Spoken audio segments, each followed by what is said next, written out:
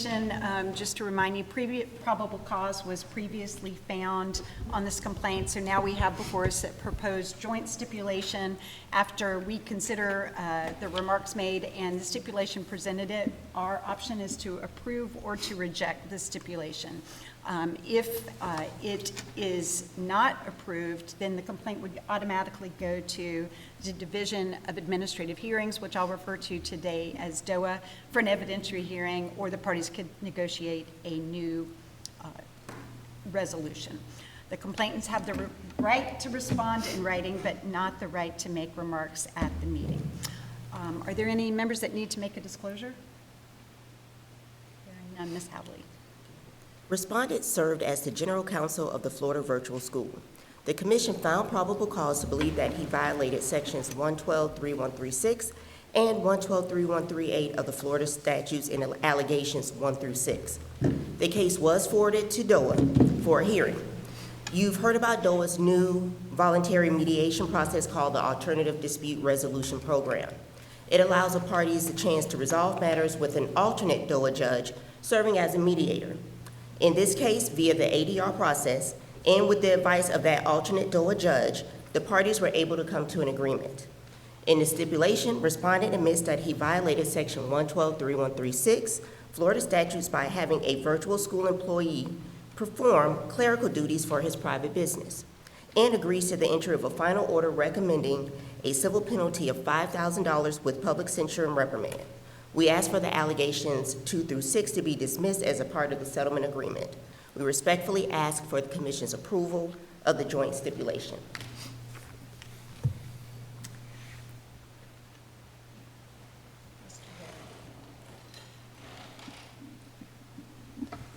Morning, Madam Chair, members of the Commission. Mark Heron on behalf of Frank Kruppenbacher. The process that the advocate outlined, this ADR process in DOA, I think is going to be a very helpful process for the Commission to settle cases. I was approached this morning with respect to a request to maybe send another one over there. Presentations were made in the ADR process, for those of you that aren't lawyers, to the ALJ that sat in the middle. He heard and was able to guide us in coming to a conclusion that is reflected in the joint stipulation. So we would request that the Commission adopt the joint stipulation of law, fact, and recommended order, and resolve this matter as presented in that stip. Thank you. Are there any questions from the Commission for Ms. Hadley or for Mr. Hale? Approval at this recommendation. Second. Is there any discussion on the motion to approve? Hearing none, all those in favor of the motion to approve the joint stipulation, please indicate by saying aye. Aye. Aye. Any opposed? It is approved. The next matter, item 4B, consideration of final action on the stipulation in Ray Beecham. Will the parties or their counsel please identify themselves? Ms. Hadley. Melody Hadley, Commission Advocate. Go ahead. Respondent served as a member of the NOMA Town Council. The Commission found probable cause to believe that she violated Section 112.3137 of the Florida statutes. Through settlement discussions, the parties have come to an agreement. In the stipulation, a respondent admits that she violated the Code of Ethics and agrees to a final order recommending a civil penalty of $2,500 with public censure and reprimand. I respectfully ask for the Commission's approval of the joint stipulation. Any questions for Ms. Hadley? Move approval. Second. Motion to approve the joint stipulation has been seconded. All those in favor, please indicate by saying aye. Aye. Any opposed? The motion passes. Next, consideration of final action is on the stipulation in Ray David Law. Will the parties or their counsel please represent or identify themselves? Ms. Hadley. Melody Hadley, Commission Advocate. In this case, respondent serves as the chairman of the Board of Supervisors of the Coquina Water Control District Board, and he violated Article 2, Section 8H2 Florida Constitution in sections 112.3143, 112.3135, and 112.3136 of Florida statutes regarding matters related to the hiring of his son to work for the district. Through settlement discussions, the parties have come to an agreement. In the stipulation, respondent admits that he violated the Code of Ethics regarding those 4 allegations and agrees to the entry of a final order recommending a total civil penalty of $4,250 with public censure and reprimand. I respectfully ask for the Commission's approval of the joint stipulation. Thank you, Ms. Hadley. Any questions? Hearing none, I would consider a motion. Move approval. It's been moved and seconded to approve the joint stipulation. Any discussion? All those in favor, please indicate by saying aye. Aye. Any opposed? The motion passes. We'll move on now to the advisory opinions. We have 3 today, and as I believe most of you know, but for the benefit of those in the audience who may not, any public officer, candidate for public office, or public employee in Florida who is in doubt about the applicability of the disclosure laws or standards of conduct has the ability to seek an advisory opinion. And today, we may have someone that is here for file 2808. Anybody here? Is the requester here? Would you please stand and introduce yourself? Welcome back, Ms. Hodges. And Joe, you are up. Thank you. Oh, it's not hers? I'm sorry. She's not here. I was going to clarify, No. that's for file Okay, thanks. 2809. Let's ask the real file 208. Ty Jackson on behalf of the Legal Memorial Health System. Thank you, Mr. Jackson. Sorry for the theft identity. Thank you, Chair. Good morning, Commissioners. This formal opinion request concerns the Lee Memorial Health System, which is an independent special district that operates and maintains hospitals and clinics in Lee County in accordance with 2 chapter laws, Chapter 2000-439 and 2023-326, Laws of Florida. It is governed by a board of directors which has requested this opinion. The 2023 law granted the board the ability to convert the district into a nonprofit entity and laid out requirements that would need to be met for the conversion to take place.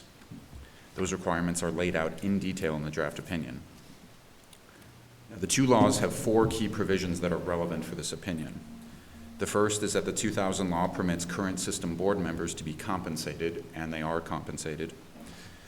The 2023 law permits the current system board members to serve on the board of the succeeding nonprofit entity if a conversion took place.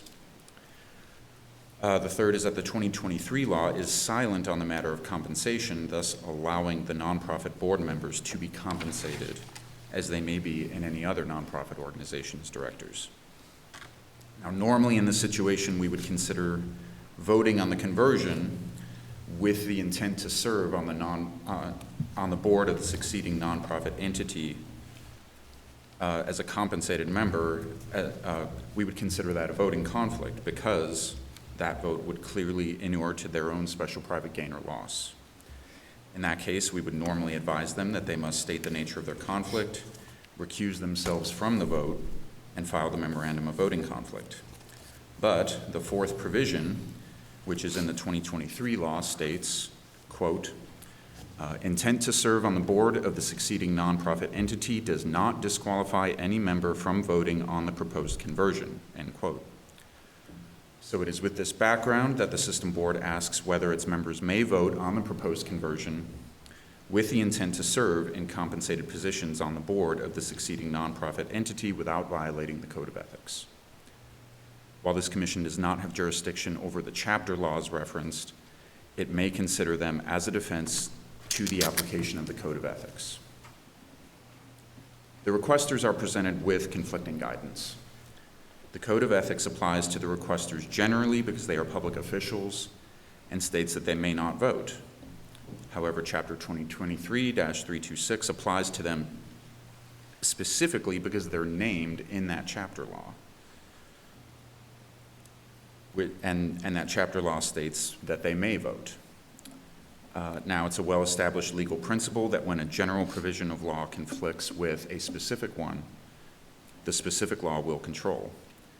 Therefore, we conclude, the draft opinion before you concludes, that the specific provision which states that they are not disqualified from voting permits them to vote.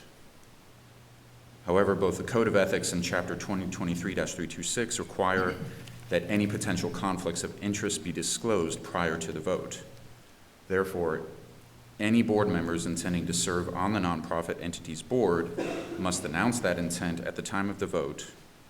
They may proceed to vote in this case, but must file a Form 8B memorandum of voting conflict within 15 days.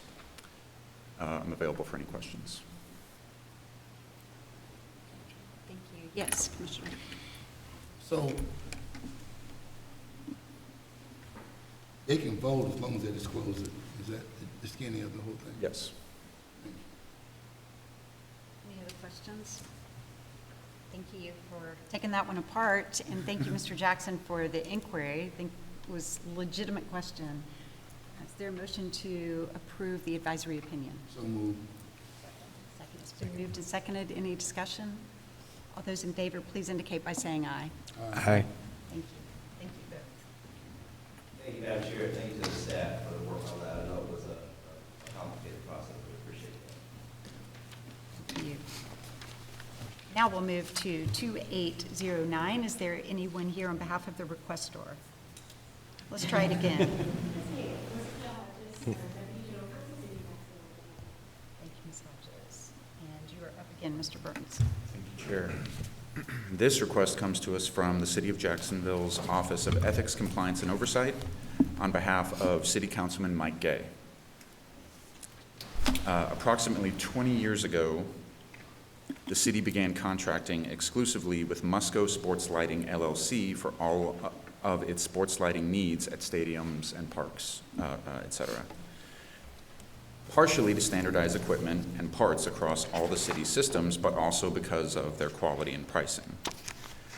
Now, for approximately 15 years, Musco has subcontracted exclusively with M. Gay Constructors Incorporated, or MGCI, which is owned by Mike Gay.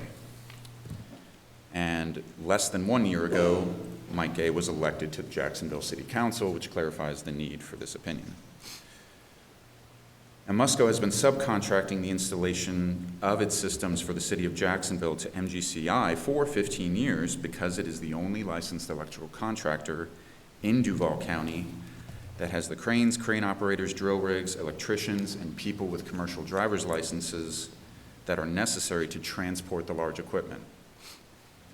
The only other qualified installers are from outside of the political subdivision and therefore do not affect the application of the sole source exemption, which is at issue here. Now, at first glance, Councilman Gay appeared to be one step removed from any potential conflict of interest because he would not be contracting directly with the city. He has an employment relationship with his own company. His company contracts with Musco, and Musco contracts with the city of Jacksonville. However, this commission has opined in the past that whenever a service is provided under a personal professional license, a contractual relationship is established between the license holder and the recipient of those licensed services. To comply with regulations from the Department of Business and Professional Regulation, MGCI must perform the work under Mr. Gay's license because he is the only qualifying agent that it has. Therefore, by rendering his professional services through his license, Mr. Gay would have a contractual relationship with the city, which would normally be a conflict of interest. However, the sole source exemption in section 112.31312E states that any potential conflicts of interest under sections 112.313 3 or 7 are negated if the business entity involved is the sole source of supply within the political subdivision, and there is a full disclosure by the officer or employee of his or her interest in the business before the business is transacted. While there are no written exclusivity clauses in the contracts between the parties at issue here, there is a well-established pattern of exclusivity in contracting that gives Mr. Gay reasonable notice that a vote on appropriations for city sports lighting would inure to his special private gain or loss.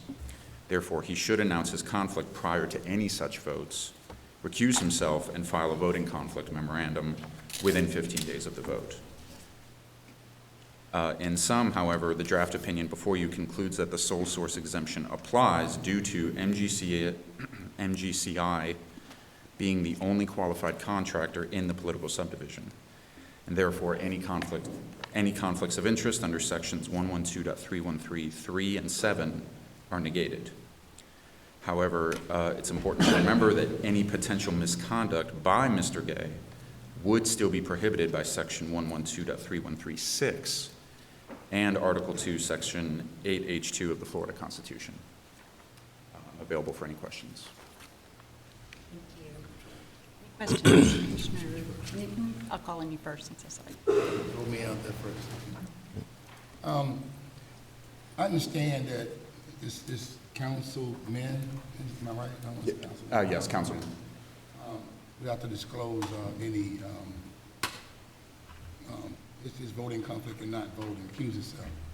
Now, for his company and it's being sole source, would that prohibit him, or, wait, my question really is this a blanket pass of doing business with the city? Or is it just for the lights? Because if we allow him to have this because it's sole source, he can go after other things that he bid on, and use the same entity. You're talking about, I think you said field sports lights. So what about other stuff within the city? I mean, is this case by case, or is it just a silo for just this one? So the opinion request was very narrowly focused on sports lighting projects. They do have the very long history of contracting for just sports lighting issues, and so the opinion would only apply to that, and it's not a blanket pass to branch out into other areas of business and to just do business with the city. But you see what I'm saying? I mean, we do this, and that individual, we pretty much exempting from it because of that sole source. They can use that to do, just to spread anyway, because now you have that coverage. Well, I want to make sure that's not the intention, you know? he doesn't have that blanket pass. He would only, the exemption would only apply for the, What's the lighting? yeah, like large-scale electrical contracting that's at issue. 'Cause he's the only one with the equipment for that, in the political subdivision. So it wouldn't apply to just whatever area of business he wanted to expand into. What brought me pause is that you, Madam Chair, is that he wasn't on council, but now he's on council. He was already doing this for 15 years prior to getting on council. Now that he's on council, you could also get access to other stuff that you probably know about because you wasn't on council. So I'm worried about if we do this just for this, does that give him a pass for whatever he might want to do with the city? Is where I was going.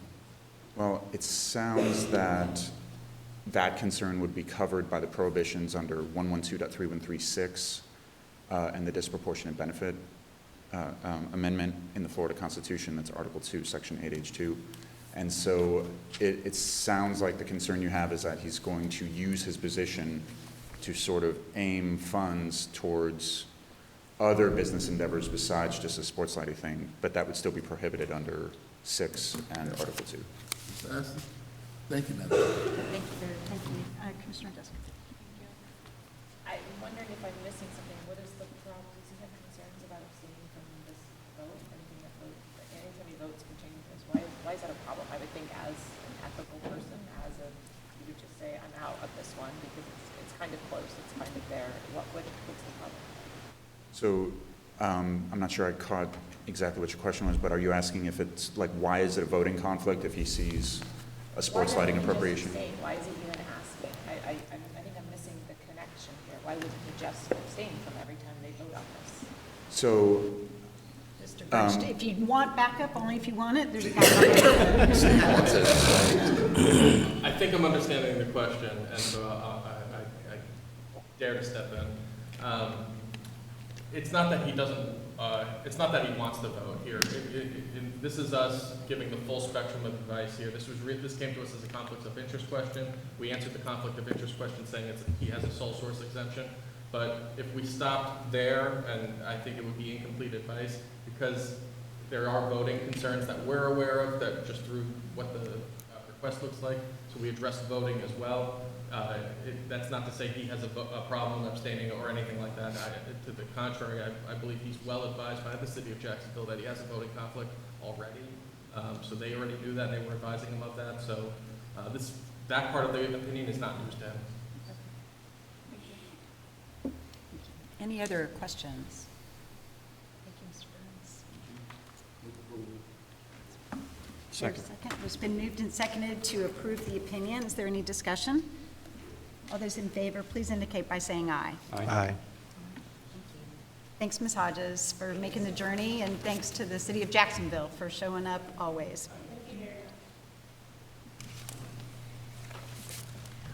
The third advisory opinion is file 2811. Is the requester here? Madam Chair, the requester is here. Requester is identified as Mark Heron on behalf of, Oh. Madam Chair, Mr. Zakowski. And Commissioners, thank you for having me to present this opinion. We were planning on presenting an opinion here today. We may still, but my recommendation will be, after I'm done speaking here, is that we table this for next time.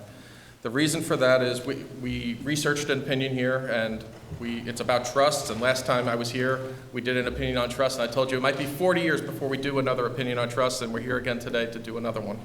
However, as you saw in the materials, there were a lot of facts that were adduced during the request, and we tried to address all of those in the opinion.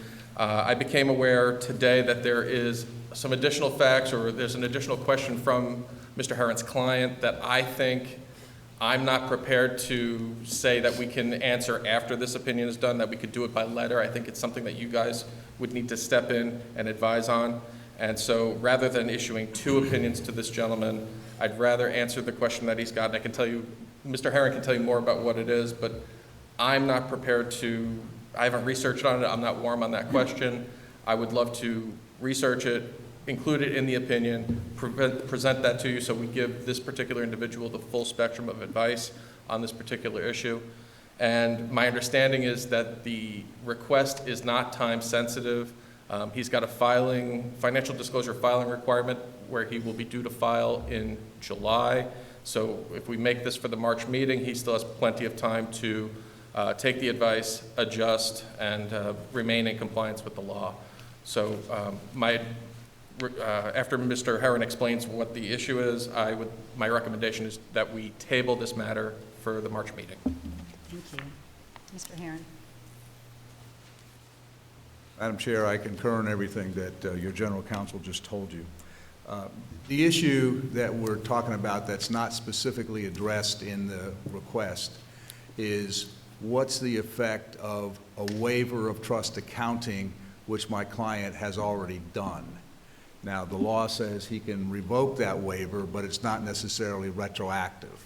So in my consultations with your general counsel, I suggested that we address that issue, move the opinion to the March meeting so that that issue can be addressed fully, since he's not prepared on the fly to give you an opinion on that. Thank you. Do you both agree? Is there any objection from the commission? Any other questions? Okay. Yes, please. I make a motion to table file, was it 2811? Is that Yes. the right one? Yes. I'll second. Any objections? All in favor of tabling till March, please say aye. Aye. Aye. Any opposed? All right, thank you. Thanks, Mr. Zakowski. Thanks, Mr. Heron. Thank you, Commissioners. All right, next up, we have financial disclosure appeals. The first matter is regarding Mr. Albert Cohen, an appeal of the automatic fine assessed for failure to timely file the annual financial disclosure form. Is Mr. Cohen or his counsel here?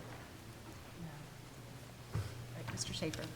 Thank you, Chair. Appellant here is a member of the governing board for the Lincoln Road Business Improvement District, which is a position that requires the filing of a Form 1. Now, this appeal pertains to his failure to timely file a 2020 Form 1, for which he accrued a $1,500 fine. As you can see in your meeting materials, 3 notices were sent to him about his filing obligation for the 2020 form before the grace period expired for that filing year, which happened on September 1st of 2021. There was an initial notice from the Miami-Dade County Supervisor of Elections, then a certified notice from the supervisor, and then a reminder postcard from the Ethics Commission. It seems that all three of those notices were sent to the same address in New York City, which was at, I believe it was at Ocean Parkway in Brooklyn.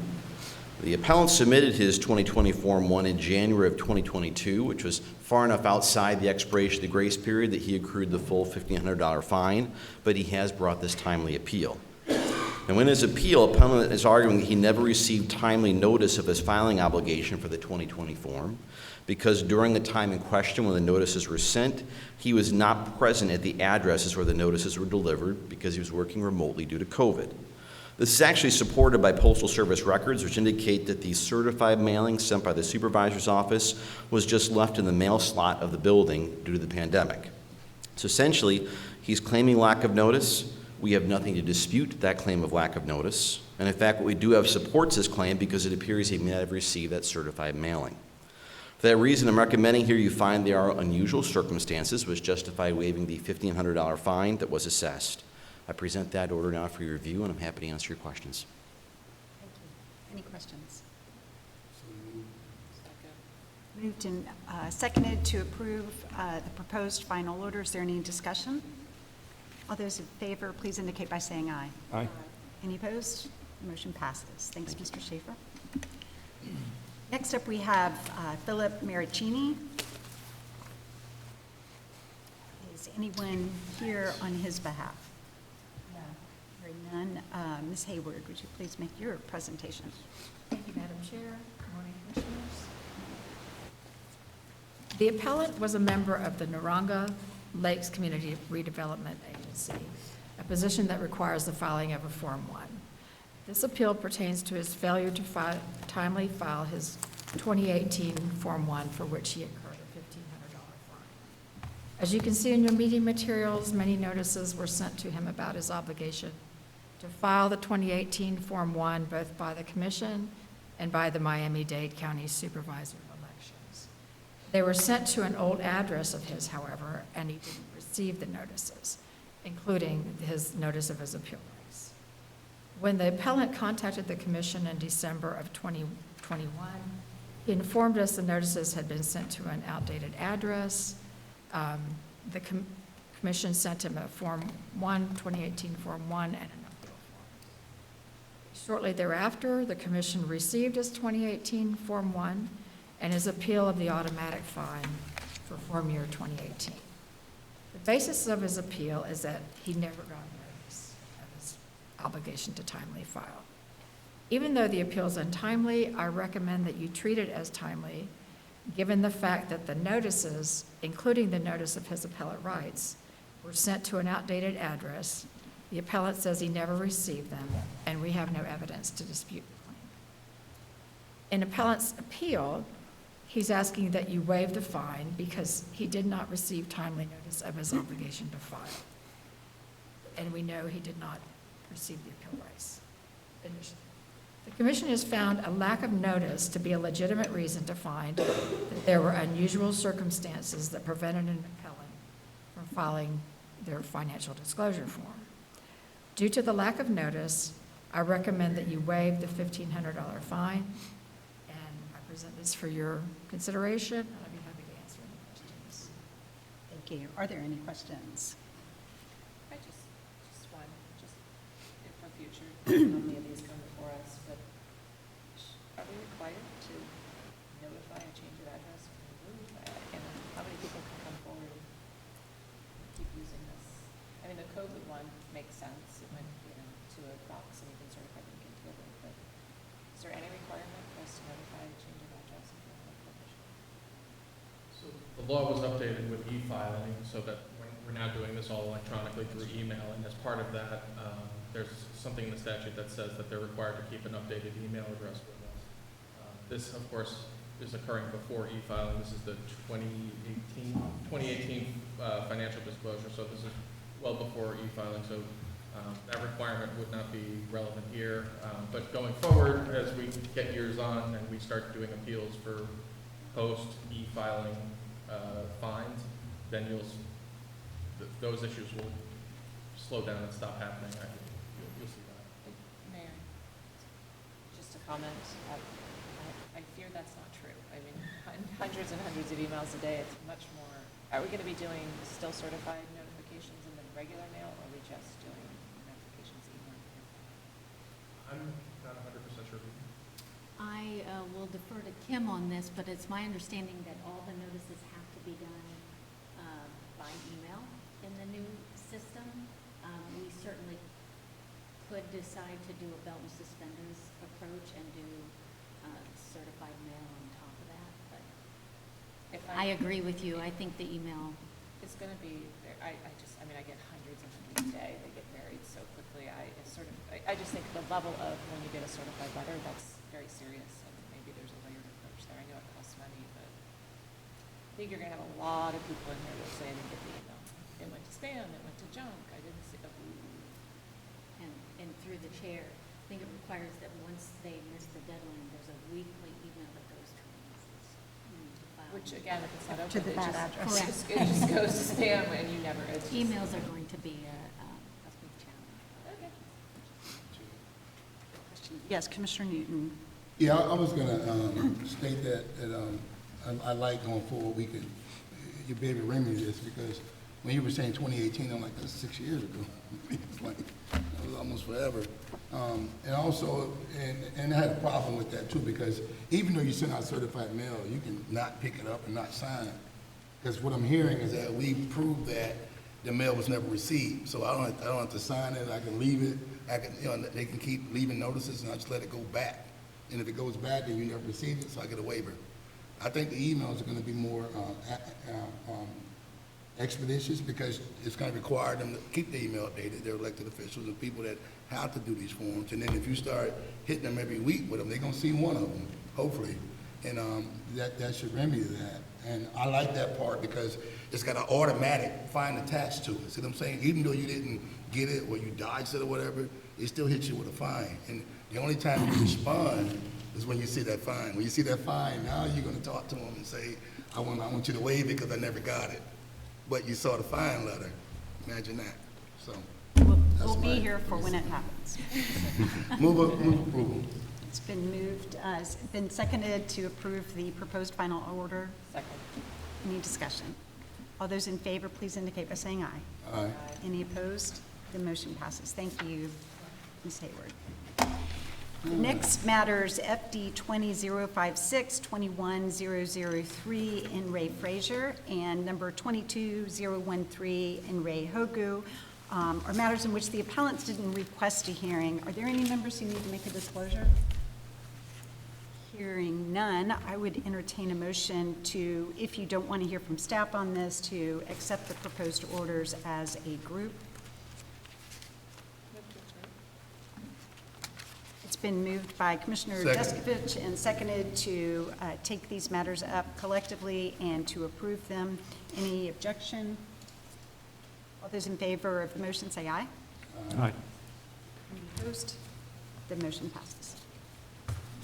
Okay, next up, we have rulemaking on our agenda today, which, you know, requires a public hearing and the opportunity to hear public comment, evidence, and argument about the proposed rule or our changes. And then following that hearing, the commission will have the opportunity to either make changes in response to those comments from the public or any written materials we've received, or we can accept the rule as it's noticed. Or we can withdraw a rule in whole or in part, and I think we'll know better what we want to do after we hear this discussion. We can make technical changes as long as it doesn't affect the substance of the rule. If it affects the substance of the rule, Mr. Schaefer will guide us on whether or not we need to bring it back for consideration at a later time. Mr. Schaefer. Thank you, Chair. Commissioners, this particular series of rule amendments all pertain to rules in Chapter 34-8 of the Florida Administrative Code. Now, that rule chapter, among other things, sets out and incorporates by reference the Commission's various financial disclosure forms, by which I mean the Form 1 and the Form 6. There are two areas in the rules here that we believe need to be updated.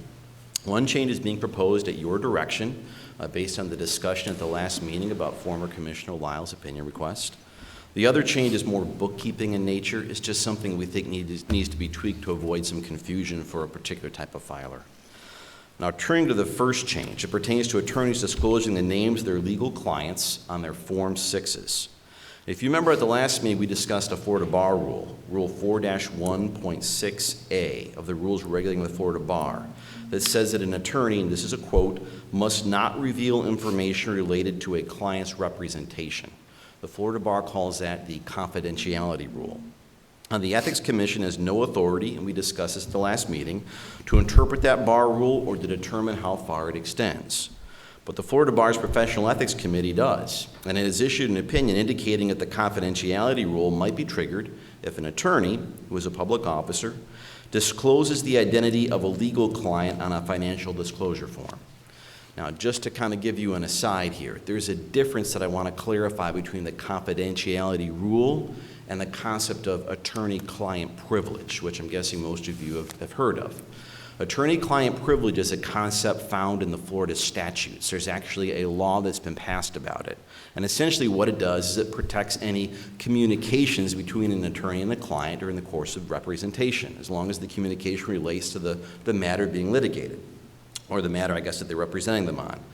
Now, the Ethics Commission has issued opinions going back to the 70s that says a statutory attorney-client privilege, which just protects communications, doesn't give a good enough reason for a filer to not put their client's name on their form. It doesn't protect the identity of the client. It just protects communications. But as I just mentioned, the Florida Bar has interpreted the confidentiality rule as going further and deeper. It covers all information related to a client's representation, and the Florida Bar has interpreted that to mean a client's identity. Now, there are exceptions where the identity can be revealed, but in general, that's what the confidentiality rule stands for. It goes deeper than statutory attorney-client privilege, and the Ethics Commission has never written in the context of an advisory opinion about how the confidentiality rule affects disclosures on a Form 6. So that's the context here, the legal context. Now, the Florida Constitution gives the Ethics Commission the authority to pass rules regarding the income requirements on a Form 6, what needs to be put down. And the Code of Ethics in the statute says that the Commission can engage in rulemaking in general about financial disclosure as long as the rules are, quote, not inconsistent with the law, meaning as long as you're not putting a filer in some type of legal violation by the requirements for passing. Currently, the rule regarding the income disclosure on a Form 6 requires a filer to identify by name each source of income that exceeds the reporting thresholds. Now, those reporting thresholds are fairly high, but they are there, and if you have a particular principal or client that exceeds them, technically you need to write it down on the form. That's repeated in the instructions for the Form 6, as well as for the Form 6F and the Form 6X, all of which are incorporated by reference in this rule chapter. Now, there's a chance here that our rule about income and the instructions that I complete the Form 6 are incompatible with this confidentiality rule governing Florida attorneys, because they may place a Florida lawyer completing the Form 6 in violation of the bar rule if they write down and disclose the name of their legal client, assuming that client exceeds the reporting thresholds. So what we're proposing, and this is taking a cue from you all at the last meeting, is that attorneys filling out the Form 6, if they have a client that exceeds the disclosure requirements, should just write legal client in the disclosure fields without providing any further identifying information about that client. This would allow them to stay within the limits of the bar rule by not revealing any identifying information, but they would still at least indicate they do have a client that exceeds the disclosure criteria. Now, this change would need to be made in this rule chapter to the income rule, as well as the different rules that incorporate the instructions for the Form 6, 6X, and 6F. Now, in making this change, we tried to track some very similar language the legislature used when it overhauled the voting conflict law about 10 years ago. 10 years ago, the legislature made a lot of changes to the state code of ethics. One of the changes it made was to the voting conflict statute, and as far as I can tell, it was meant to address this same problem. Now, if you're a public officer and you vote and you have a conflict, you have to file a voting conflict memorandum according to the voting conflict law in which you explain the basis for your conflict. If you're a lawyer who's a public officer and you have a client who could be financially affected by the vote, you have to explain that on your voting conflict form. Now, about 10 years ago, though, the legislature made a modification to the voting conflict law, and without going into any details, it basically allowed a public officer who is an attorney to be a little bit more general in disclosing their conflict on the form if it was going to affect a client. Now, we've tried to co-opt some of the exact language used in that modification of the voting conflict law because we thought that it was relevant here in the context of the financial disclosure statute as well. To the degree that possible, we tried to track the language of that voting conflict statute. Now, I do want to emphasize the legislature didn't just let attorneys filling out the voting conflict form off the hook entirely. They still have to complete the form. They can just stay within the limits of the law by not revealing any specific identifying information about their clients. Now, we try to do the same thing here when we're proposing this update to the financial disclosure rules. I think filers should at least disclose the fact that they have a legal client meeting the income criteria. They just shouldn't be required to provide any further information about their client. That would place them in violation of that bar rule. But it seemed to us that letting them off the hook entirely from disclosing anything about their client would not seem to reflect the spirit of transparency behind these disclosure laws. So the amendment is worded to at least make them write something down. It didn't seem right to let them off the hook entirely. Now, if I may, before I move on to the other area of rulemaking, I want to briefly comment on some comments we received about this rule modification. The first commentator was concerned, first of all, that he felt it could be confusing to someone reading the rules whether or not this just applies to Florida attorneys. I will say, though, we feel that it's very clear. The amendment is written in such a way to specifically say it just applies to a filer who is an attorney and who would otherwise be in violation of the rules regulating the Florida bar. So we think that we've reflected that it just applies to attorneys, and that's actually the same language used in the legislature updated the voting conflict law. So if it was good enough in that context, it would seem to be good enough here as well. Also, that same commentator did submit some helpful language, but it omits the requirement to at least write down legal client on the form. We're a little bit concerned about that as well. You know, the whole purpose of financial disclosure is about transparency.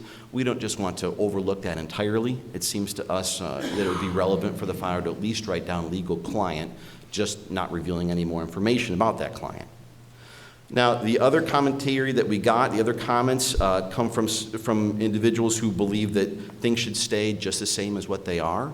They use the argument that the commission in the past has said attorney-client privilege does not justify not writing your client's name down in your disclosure form. But as I covered, while the commission has addressed attorney-client privilege before, we have never addressed the application of this confidentiality rule. And so I think that that is something that we've never considered and that needs to be accounted for here. The second area of rulemaking that I want to talk about is more bookkeeping in nature, a little bit more straightforward. We recently amended the instructions in all of our disclosure forms to indicate that the training certification portion should be completed by elected local officers of independent special districts and anyone who's appointed to serve on an independent special district board. This reflects a recent change made to the training statutes that said these kinds of officers have to start completing 4 hours of ethics training beginning on January 1st of this year, of 2024. Now, while these independent special district officers have to start receiving training in 2024, they technically have the full 12 months of the year to complete that 4 hours of training. And they don't have to certify they completed it until they fill out their 2024 financial disclosure next year in 2025. So it seemed a little bit premature to us then to include them in the training certification portion. And if they're filling out their 2023 disclosure form this summer, they may get very confused if they read the instructions and feel, oh man, I didn't get the training in 2023. Technically, that training requirement didn't kick in for them until this year, so it was a little bit early for us to include them in the instructions. So this is a fairly simple fix. We would recommend that we just remove any reference to independent special district boards from the training portion of the instructions. This change is just temporary. When we finalize the instructions for the 2024 disclosure filings later on this year, we'll be sure to add them back in. If you have any questions about any of these changes, please let me know and I'd be happy to address them. I will say that all of these changes have been duly noticed in the Florida Administrative Register. All of this language has been provided to JAPSI, and I checked this morning. JAPSI has not provided us with any feedback, which I take as a good sign, meaning they're comfortable with the language that we're proposing here. So if you decide to approve these changes today, the only step remaining will be to submit these amendments for adoption at the Department of State. I submit these changes to you now. I'm happy to answer your questions. Thank you, Mr. Schaefer. Let me ask if there's anyone from the public who wanted to make comments, and then I'll come to the commission members. Mr. Herron.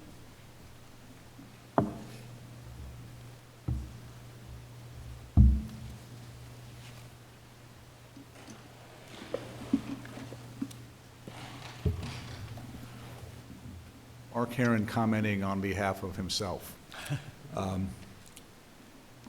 As I understand the changes and how they came about, or the suggested came about from the last meeting, you had a member of the commission that was concerned about filling out on the Form 6, secondary sources of income. I mean, that term wasn't referenced here today, but that's my understanding of what we're talking about. The proposed change, in my view, as a former member of the commission back in the last century, where while the staff may be telling you that it's not affecting transparency, it is. It's like a shade is being drawn over that information when a public official may be voting on a matter and is required to disclose that it affects his client. Now, I heard what Mr. Schaefer said about the legislature changing the voting conflict law to put shade in there too. But again, how are you going to know, how is the public going to know that the matter involves a client that's going to get money in their pocket by an official's vote, even though they do the disclosure? So anyway, that's my 2 cents to putting shade over this thing. It's not fully transparent. I think the cart is going before the horse. Perhaps maybe a discussion with the bar over these issues needs to be done before we go forward with this. But I understand where you're coming from, but again, I think the public is going to be denied access to information that they need to have. Mr. Heron, only because you're yourself today. And, Yes. and Mark Heron, do you mind if I ask you a question? Normally, probably wouldn't do it in a public hearing, but Anytime. you're you. Anytime. You can take it. So what would you have the attorney who serves on the commission do? I think I know the answer, but just dialoguing in practical terms, if that client is never likely to have anything that intersects with state business or official business, and for many reasons, it would be inappropriate for that client to disclose that, I'm just going to name, you know, a him, let's call him John Doe is the client, and that John Doe constitutes more than 10% of my income. Why is that appropriate or necessary for the world to know in the remote chance that it could be the John Doe that has an issue that happens to come before this commission? With respect to this commission, probably not. But this rule is not going to apply just to this commission. It's going to apply to all Form 6 filers, okay? So I'll give you an example from the real world of my past. A member of the legislature who's a lawyer in a law firm has a client or more than one client that meets the threshold for disclosure of secondary sources of income. That legislator may be called upon to vote on legislation that specifically affects that client. All the public's going to know is he had a legal client on that deal. Not one client, not that specific client. It's just going to know that. And so that may be information that the public needs to know. Do you want any questions from anyone else here? Or would you like to? I'll be more than happy to sit down. Anybody for former Commissioner Heron before? Thank you. Is there anyone else here who would like to make comments? Hearing none, Mr. Schaefer, would you like to respond? I would like to respond to Mr. Heron's comments, and very respectfully, I certainly can understand. I think your legal staff and your whole staff at the commission certainly understands his concern.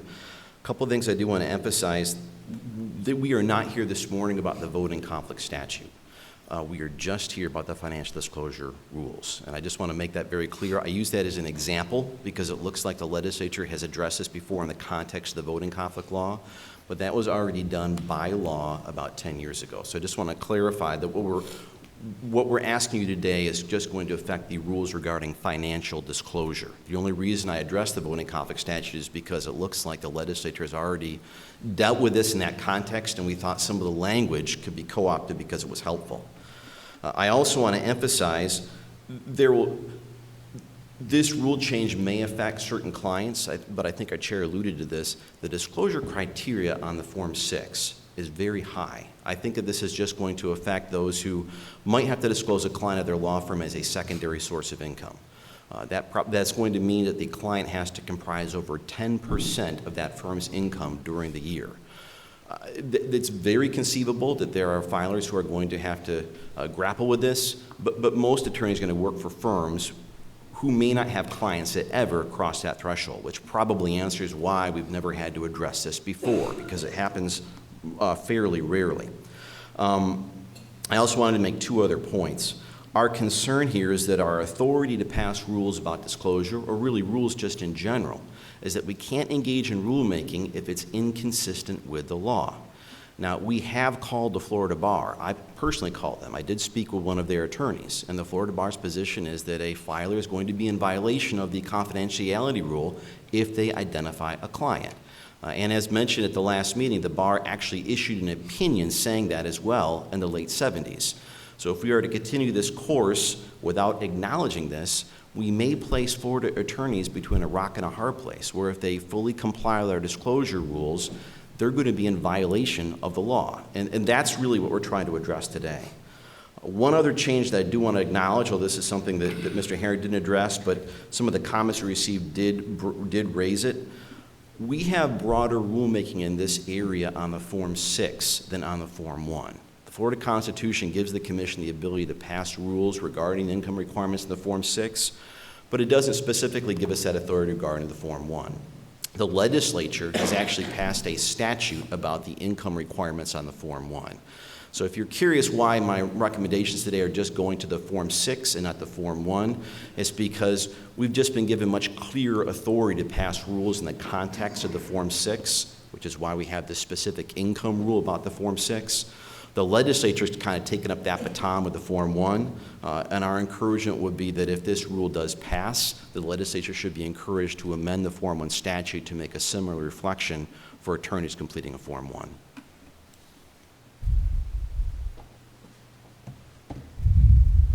Thank you. Commissioner Deskovich, did you have a question? Yeah, just a clarification. You said the language was run by JAPC is the Joint Administrative Procedures Committee. It's a, committee that reviews legal language to make sure. it reviews legal language in as much as it makes sure that we are not operating outside of our rulemaking authority. Again, I submitted this rule packet to JAPC right before Christmas, and I have not heard anything back from them, which in the past has meant that they don't have any feedback on the changes we're proposing. Commissioner Servant. So in essence, what we would do is carve out an exception for attorneys that would not be applicable to anybody else, despite the fact I think all of us in our own home locations have seen the hue and cry about Form 6 and people saying I'm resigning my position, yada, yada, yada. Correct? That's correct. Do you know of any other professional body, such as the Bar, that has this kind of confidentiality requirement imposed on its members? That's a great question. We have not gone out and researched that.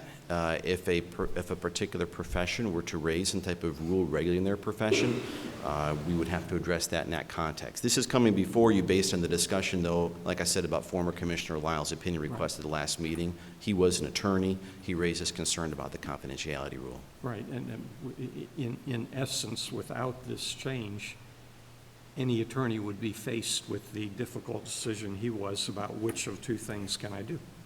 I cannot do both. I must make a choice. Like I said, he would be, that per individual would be between a rock and a hard place. Commissioner Newton. Thank you, Madam Chair. I want to thank Mr. Herring for his testimony. It was showing some clarity of things that I already was pondering.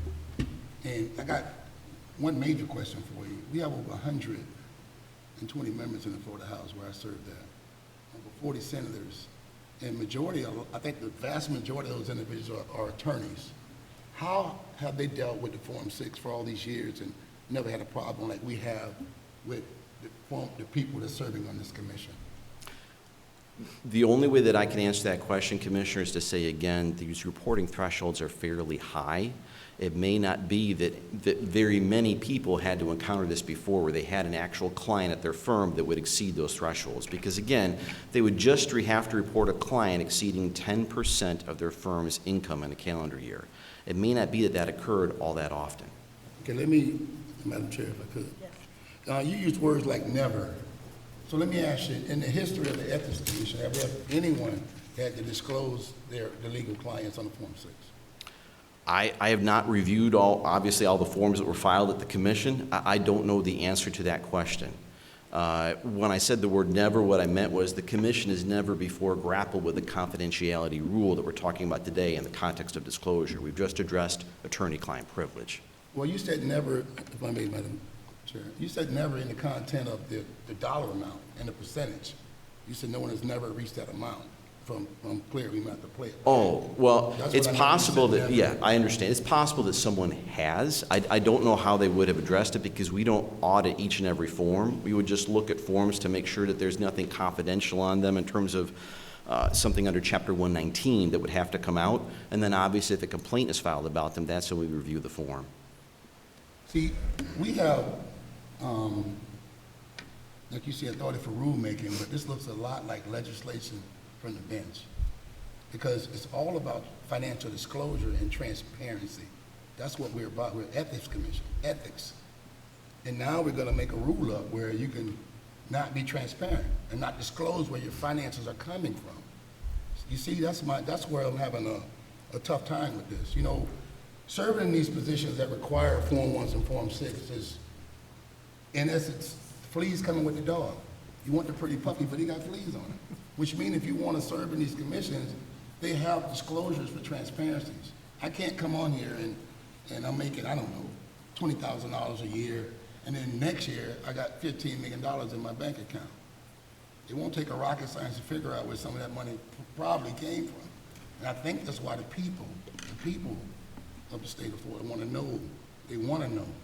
And the reason I brought those first two questions up, because historically, we had all those members filing all those Form 6s, including myself.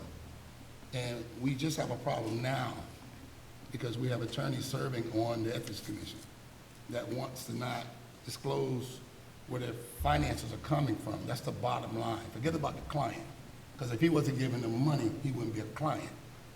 So it's all about financial disclosure of your finances.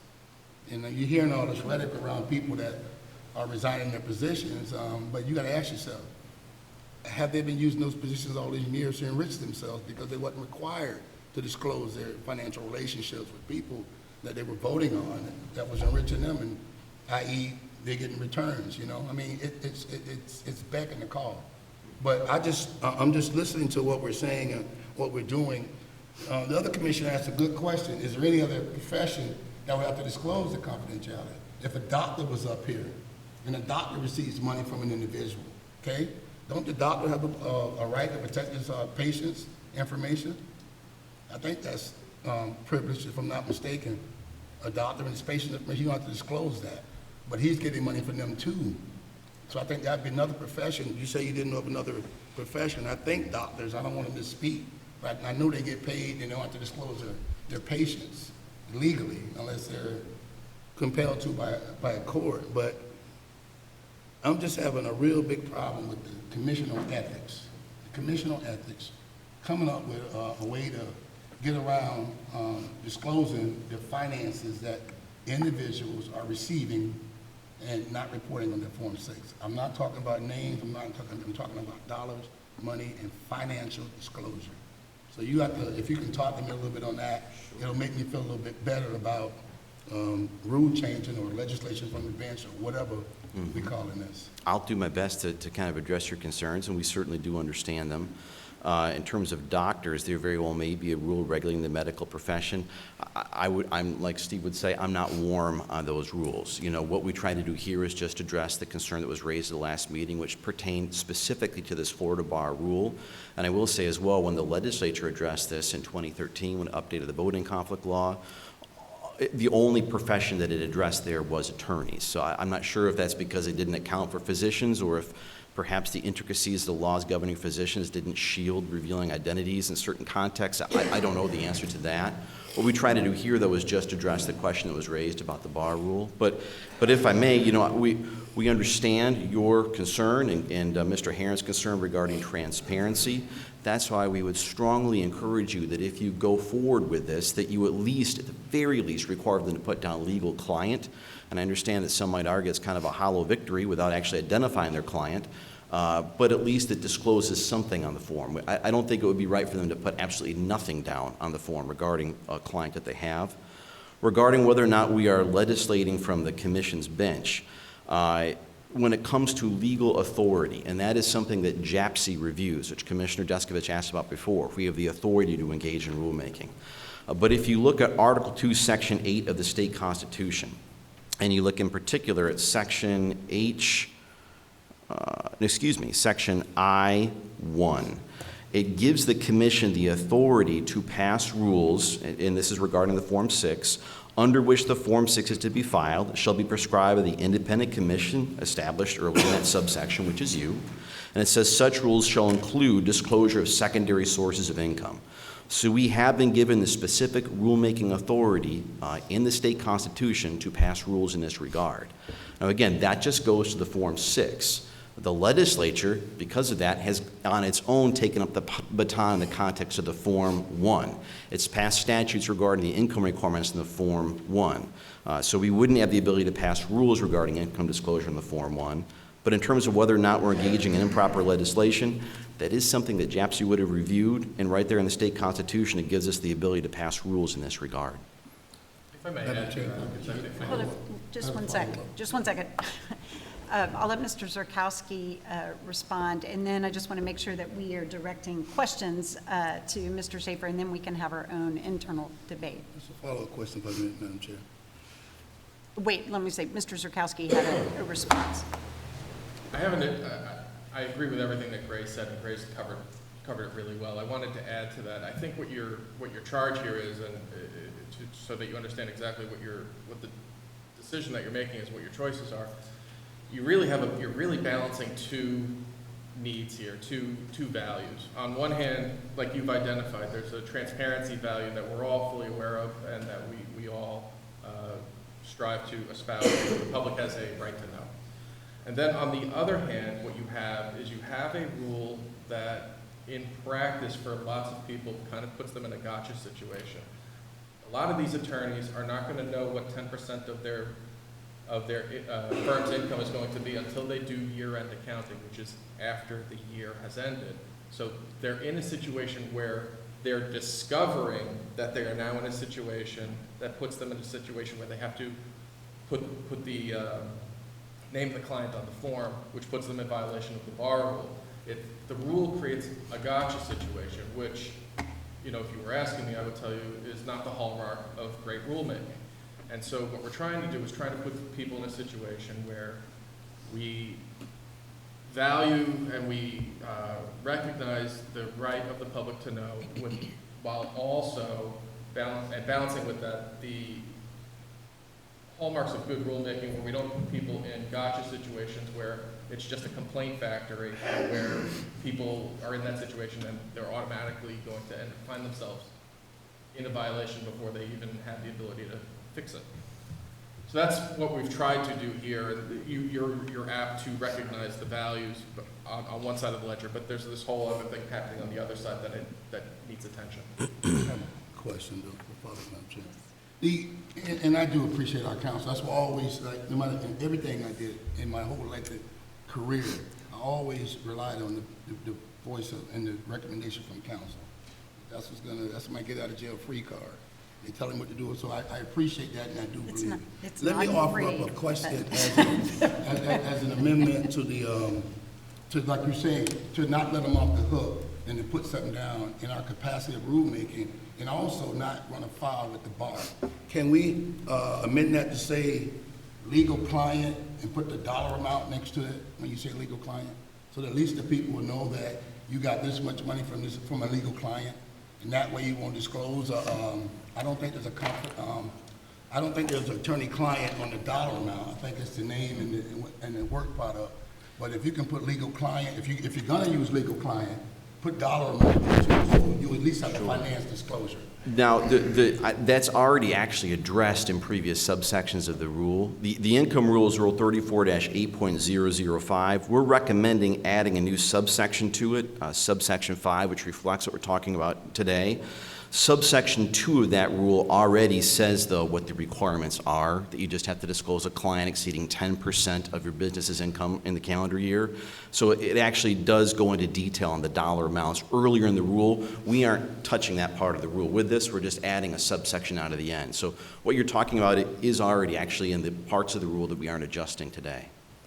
But my question was, is it in our privy with rulemaking to, if we use a legal client, can the dollar amount attached to that phrase? So anyone looking can know that this is a legal client. You're not disclosing his name, but I got this much finances from this individual, thus disclosing your finances. Sure. Because that's what it's all about, I think. No, Financial disclosure, unless I missed something. Would that be one on file with the bar or our rulemaking authority? May I make an attempt at responding, which is, by virtue of even having to respond to the question, you are indicating that it's more than 10% of your firm's income. Now, whether that ends up being $10,000, $100,000, or $1 million, it's all relative to the total income of the firm. So that's why the percentage amount is what is really triggering here, not the specific dollar amount that would be relevant. Is that correct? That's correct. When you say detail, you said the detailed dollar amount. What do you mean? Because now the chair is saying something about percentages. I'm talking about, if you said not let them off the hook, they can put legal client, but I'm saying have the dollar amount from who that client was right there, so that people could see that they're disclosing their finances, but not the individual's name, not who it was, and none of that. So that's helped the attorney-client privilege part of it.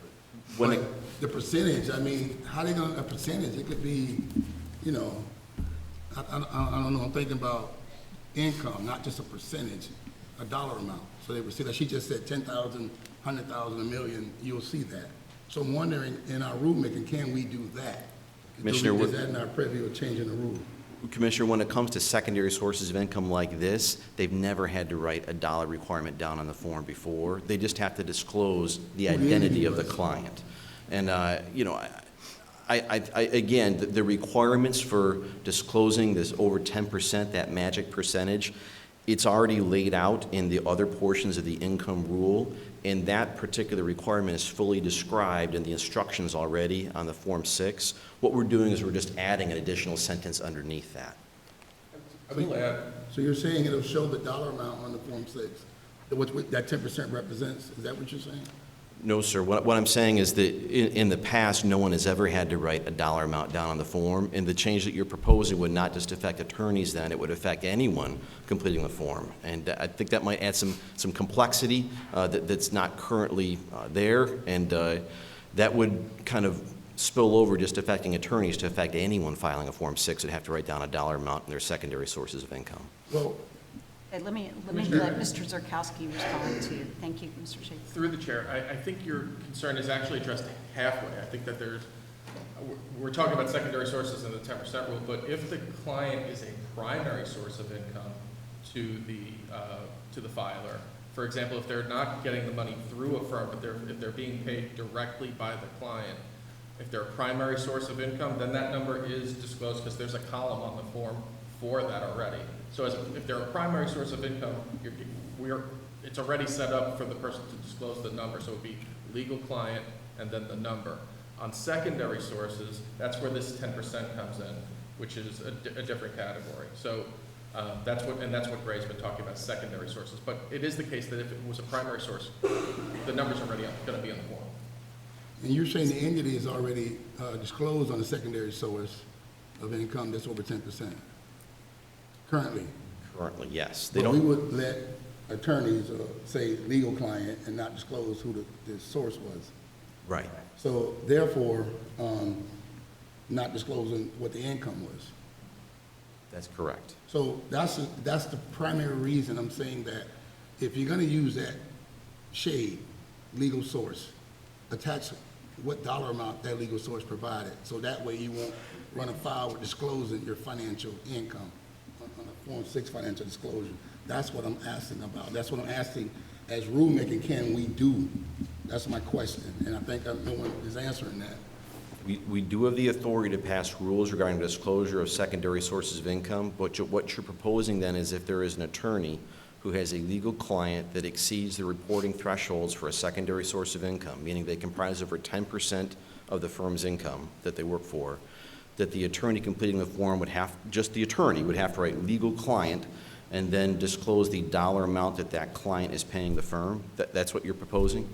Yes, sir, because only attorney have problems with attorney-client privilege and being fully transparent with disclosure. So like you say, we're not letting them off the hook, we're letting them put legal client in there.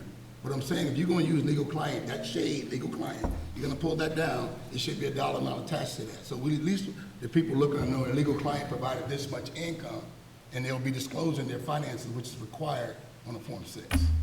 So I'm just going to suggest, I think I understand your position and your suggestion, Commissioner Newton. You'll probably, I think, have a position on the overall proposed rule if we're not going to add a financial amount, whether we can or not.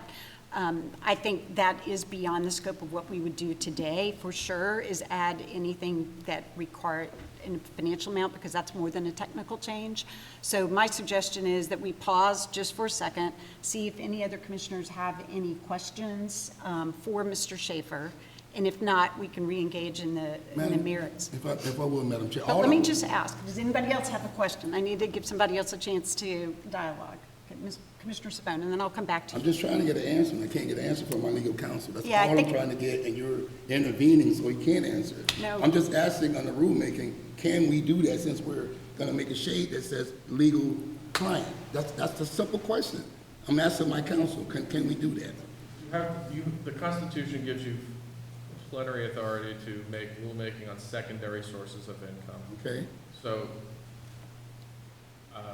you have the authority to define what a secondary source is, I believe. I'm not sure if it is or isn't in 3144. I can double check that while we're discussing the other matter. Fair enough, If there fair isn't enough, a fair enough. statute that covers it, then you might have the authority to do it. But not today. I mean, would it be more than a technical change? It's not in the rule as proposed, but as Greg can kind of take you through, there are things that we can do to that potentially. It depends. Okay, all right, thanks. Commissioner Savone. Mr. Schaefer, you may or may not have talked to the bar about this, but I'm wondering if the confidentiality provisions that cause this problem are waivable, and if a waiver would at least give a potential commissioner like Commissioner Lyle some options that he currently does not have. My understanding, Commissioner Cervone, and I am not, like I said, an expert on the bar rule, and we don't have the authority to give any advice on interpreting the bar rule, but my understanding just from reading it is that there are situations where it is waivable. You know, if the client consents, that would be one example. Obviously, if somebody files a public filing where they identify a client and it's out there that that's your client, I believe that that would also take it out from underneath the reach of the confidentiality rule. I think this is going to arise more in the context of transactional attorneys who might not litigate in court. They might just be hired by private clients to prepare wills or trusts or what have you. I see this arising more often in that context, but you are correct. If there is a waiver from your client, yes, that would take it out from underneath the confidentiality rule. Now, as Steve said, though, a lot of lawyers may not realize they have a client exceeding the 10% threshold until they do their bookkeeping the following year, at which point it'll be too late to ask their client if they would consent to waive confidentiality. So that's the concern here. Commissioner Disk. I'm not sure if this is a thought for discussion or if this is, it's going to be a question pretty well, so I'll bring it up now if you'd rather just pause and do it more in discussion. So when I file our 990 every year for the nonprofit, under, I think it's we have a C3 and a C4, but when we do the C4, I think, we don't have to publicly disclose our donors. So like you're saying, legal client, we would say, we do have to put the amount, which I think is a very interesting idea, not for today, but maybe we discuss it. But in one of those, we have to give the IRS the names, but it's not publicly disclosed. And is that an option for us? Is that for discussion later something we're interested in? That way the commission office has the names of them potentially, if there's a problem down the road, we know who it is. Maybe it's too big of maybe we don't want to tackle that, maybe we don't want to hold those names, but there's reasons that the IRS asks that of nonprofits, and it's kind of similar here. They ask, but they also understand that putting something like that out in the public puts those people at risk that are on there, and there's some form of confidentiality there that it keeps. So is this something that we could cross over and use here to solve some of these concerns? Commissioner, the only thing that I'm aware of here is that a bar opinion, which was written back in the late 70s, that said putting the name of your client down on the form, period, is going to place you in violation of the bar rule. It didn't say, then you can make a confidentiality request to the commission, and it's acceptable as long as you're just revealing it to the commission and they don't release it to anyone else. Now, they didn't really split that hair, and they would then be revealing it to us here at the commission at the very least. Through the chair, if I may supplement that, there isn't a public records exemption if somebody were to give the commission that information. There isn't a way for us to hold it, and it would just be a public record if it came out, so it would be completely disclosable to the public if we received it. Got it. Okay. Thank you. Any other questions for Mr. Schaefer? I'm going to just follow up, even though I think I've heard the answer twice now.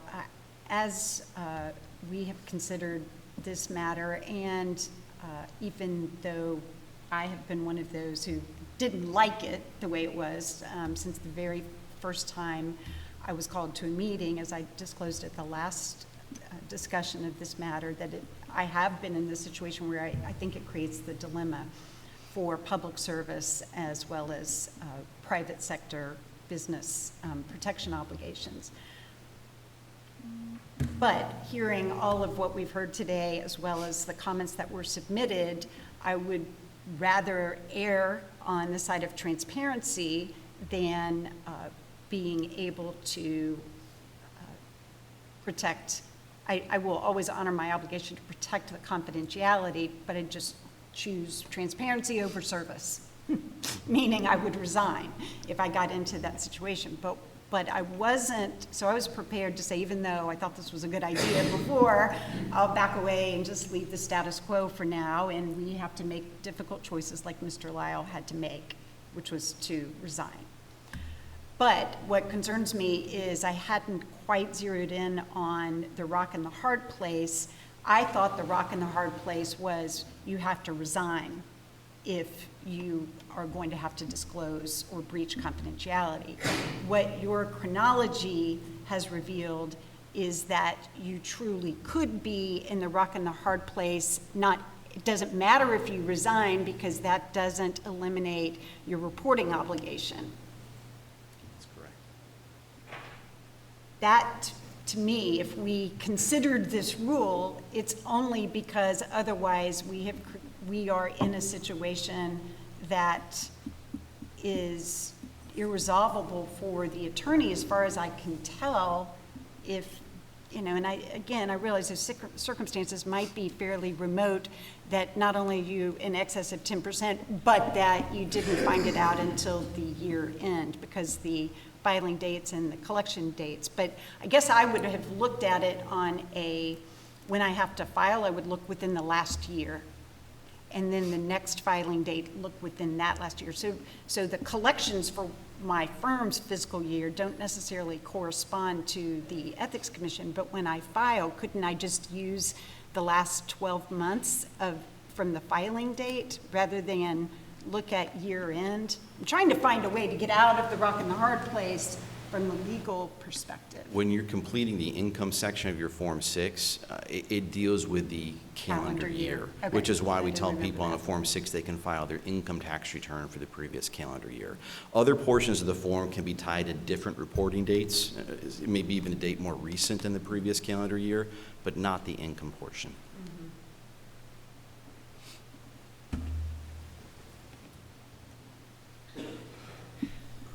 A lot of deep sighs from the. Thank you. that answers the question technically, but doesn't, I think make most of us feel Doesn't better. help. So. Got any other wisdom for us? I want to give the executive director the opportunity, just because it's rulemaking, if you have any comments that you wanted us to hear. If not, no obligation. Thank you, Chair. I would just mention that the issue's been brought up that, if you give sort of this veil of confidentiality to a secondary source that's indicated on the form, that perhaps you want to require that they put a dollar amount on there, and it's been mentioned that maybe that's worthy of discussion, but we couldn't do it today. And I think a change like that, you would want to give notice and give opportunity for people to be heard, because the rulemaking notice only related to this type of language that we gave. And so if you were thinking about adding that requirement to the Form 6, I would suggest that we provide adequate notice to the public where they could be heard on something like that, where the commission could more fully flesh that out and debate it at that time. Related to Commissioner Cervone's reference to resignations in the Form 6 and secondary sources of income, I'll just note that the secondary sources of income section of the Form 6 is identical to the secondary source of income section on the Form 1. Question for the executive Yes. director. Kind of related to that, in considering what I mentioned earlier about we've all seen the hue and cry over the state with people resigning their positions, yada, yada, yada. Have you picked up on anything coming out of the legislature that might impact this? We, to answer your question, in terms of secondary sources of income, I have alerted staff in the legislature that we were working with this issue on rulemaking for the Form 6, and if they were so inclined to do something with regard to the Form 1, that would be something that we could not do by rule, and would have to be legislated. So far, I have not seen anything attached to any of our bills or anything proposed, but we're not even halfway through yet, so anything can happen. I'm sure the team will do that. Thank you. Commissioner Cervone, I just wanted to respond to your question or comment about waiving, because on my list of sort of the decision tree that I was writing down of what I would do, the first one was I would ask the client if they would agree to the disclosure. And so then, again, we've shrunk the possibilities that this is an actual problem. But if they didn't want to, or it wasn't appropriate to ask them, then that doesn't help. But I believe that a client could waive it. I'm not the bar, but from my own ethical review, I believe as long as I have the client's permission, that I could. I would think so. I would think so.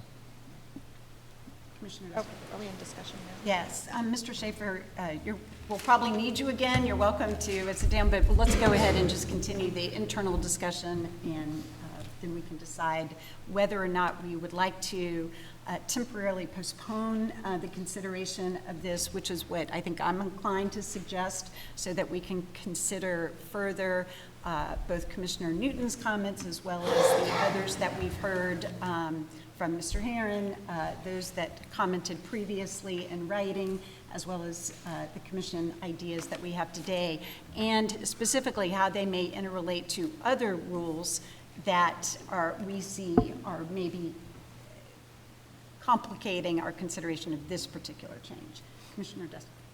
I'm interested in tabling this today, because I think more work mentally needs to be done here on some of these things. But I'm interested in exploring this dollar amount idea for a number of reasons.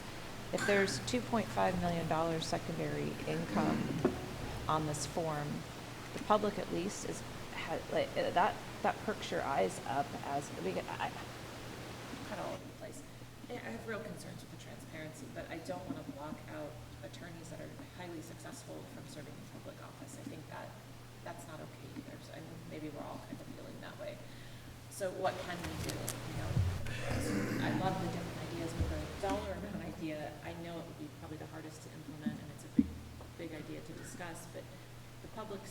large amount of money there disclosed, they're now gonna try to hold that elected leader accountable, at least by pressuring them to disclose the person. They're gonna start doing some, their eyes are gonna be on that elected official a little more. That helps a little bit. And so I'm interested in exploring that option. I'm happy to have it further disclosed. I would much rather give my client's name and fight the bar than I would the amount of money they paid. And I don't think that, I think you will get plenty of public comment if we are starting to talk about those kinds of specifics. I think it has then crossed the line to an invasion of, person's private business, not only the client, but as well as the person who is reporting. Commissioner Newton. I was just, and I support tabling. As I said, I meant you no disrespect. I was just trying to find a way to satisfy the bar with attorney-client privilege, like Mr. Aaron said, and also not just have a shade that gives them pretty much, and that's what our legal counsel say. At least we're providing them to put something in there and not just get off. And that wasn't okay with me, not when it's gonna be about financial disclosure. They're asking for you to disclose finances. I want anyone that can serve that can serve. But a senator told me once, he said, that Form 6 is gonna bring a lot of people pause when they look to try to run against you or do something. And he's right, but in essence of looking at, I think at last count it was 125 people statewide that have resigned their positions. But ask yourself, what's so secretive that they had to do that? And some of these individuals probably been in these positions for 10, 20, 30 years. There's no term limits. So you don't know what they've been doing. And now that we want to pull the shade away, I'm getting out because I don't want to do that. And you're right, it is personal, but I can tell you when I was serving in the House, if you want some stuff to keep you up at night, and it's all transparent, go look at each representative or senator's Form 6. We got multi-millionaires serving in the House, okay? Multi-millionaires. And it doesn't have nothing to do with the way they legislate. It's just that they had their family and their businesses, they came into money, and that's okay. But the people want a snapshot of what you got when you come in there to ensure that you're not enriching yourself from that public trust. That's all it says, I think. And I might be wrong, but I defer to my counsel. But I would look at deferring, but if you're gonna put a blanket broad statement there that's not a dollar amount, I think that's a little disconcerting on a financial disclosure form. That's why I was saying that, because what that'll do is get the individual, they'll be able to serve without disclosing who that individual is, so thus not violating attorney-client privileges. However, they'll be able to show the income, which is required on a financial disclosure. Commissioner Savannah. For the reasons the chair mentioned, and also so that we might have the benefit of the missing membership, I move we table. Is there a second? Second. Any discussion? All those in favor of the motion to table this until the March meeting, please indicate by saying aye. Aye. Any opposed? All right, the motion passes. Thank you so much, Mr. Schaefer. Mr. Zakowski, I know the whole legal team worked on this, and thank you to those members of the public who contributed their comments, and we welcome them in the future because they're meaningful and they help us see a broader perspective. Moving on to the Commission's annual report, which is something that was in your package. Once provided, or excuse me, adopted, this report will be provided to the House and the Senate and will be published on the Commission's website. Before I ask for a motion to adopt that, I want to compliment the real, it's already been complicated enough today, compliment the real chair for what I thought was a very well-written and correct letter that she opened with in her statement. I have written that before, and sometimes it just feels perfunctory, but I feel like hers was very significant in terms of the recognition that it provided, that the staff and the executive director and general counsel in particular have been extraordinary in their leadership as well as their service to the state of Florida and to the Commission on Ethics. So with that, I would entertain a motion to adopt that annual report. So moved. Second. Any discussion? All those in favor, please indicate by saying aye. Aye. Right, at this time, I will ask the chief, I have no report. No, I don't think the real chair has a report, and the executive director probably does. All right, thank you. I do not have anything to add to my executive director report. So with your indulgence, I'll continue with the legislative report. There are a few things of significance I want to talk about with you. The first relates to Senate Bill 7014. This is the bill you are familiar with. It is a committee bill that is significant in terms of this agency. It includes a couple of your legislative recommendations. That's raising the penalties for in-office and post-office lobbying restrictions to $20,000. That makes it consistent with other civil penalties that we have. Also, for allowing candidates for public office to seek costs and attorney's fees. That was another item that you recommended. So those two things are in this bill. It also makes changes to the term limits that exist for Ethics Commission members. Currently, you can serve a 2-year term. You can be reappointed to that term for another 2 years, and then you have to leave the commission. As you know, we've had different commissioners who've been appointed to the commission in subsequent years after taking a break from service. Under this bill, it would be a 2-term limit period, a lifetime limit, if you will. Significantly, the meat of the bill relates to timeframes for complaint processes. Steve and I have worked very hard with Senate staff and leadership on working on the bill that originally gave us 120 days for investigations and 21 days for legal sufficiency. The bill as amended now gives us 150 days to complete an investigation. It gives us the option to bring before this commission a request for an additional 60 days where we can show good cause, and with agreement of at least 6 members of this commission, we get another 60 days on top of the 150. Language was also tweaked to allow 30 days for the commission to order an investigation.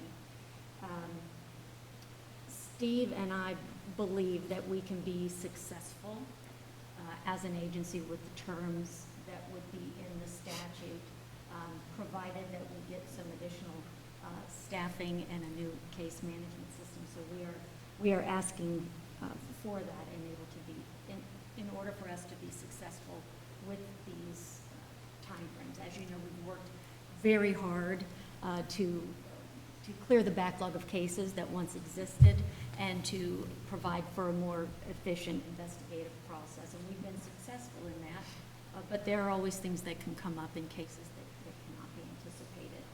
And so we feel like we have some good leeway here. I spoke about a week ago, as well as Chair Lucas, to the Senate rules, and Chair Lucas had a number of items that she wanted to relate pertaining to a part of the bill that would require a minimum 6-member vote to reject an advocate's recommendation or perhaps change a recommendation. So if the recommendation were probable cause, but there were members that wanted probable cause, no further action, instead of a simple majority, it would require 6. Similarly, if the recommendation was probable cause and you wanted to go to no probable cause, it would take 6 rather than a majority. And if it was no probable cause recommended, but you wanted to go probable cause, you would need 6. So Chair Lucas made some comments about that, and I wanted to share those with you today, and she asked that I do that. There are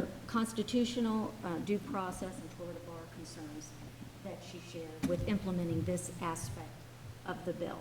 The constitutional concerns would be that as appointed members of the commission, you have a constitutional charge to uphold and strengthen the public's trust in their government and to conduct ethics investigations and to make public reports on the investigative findings.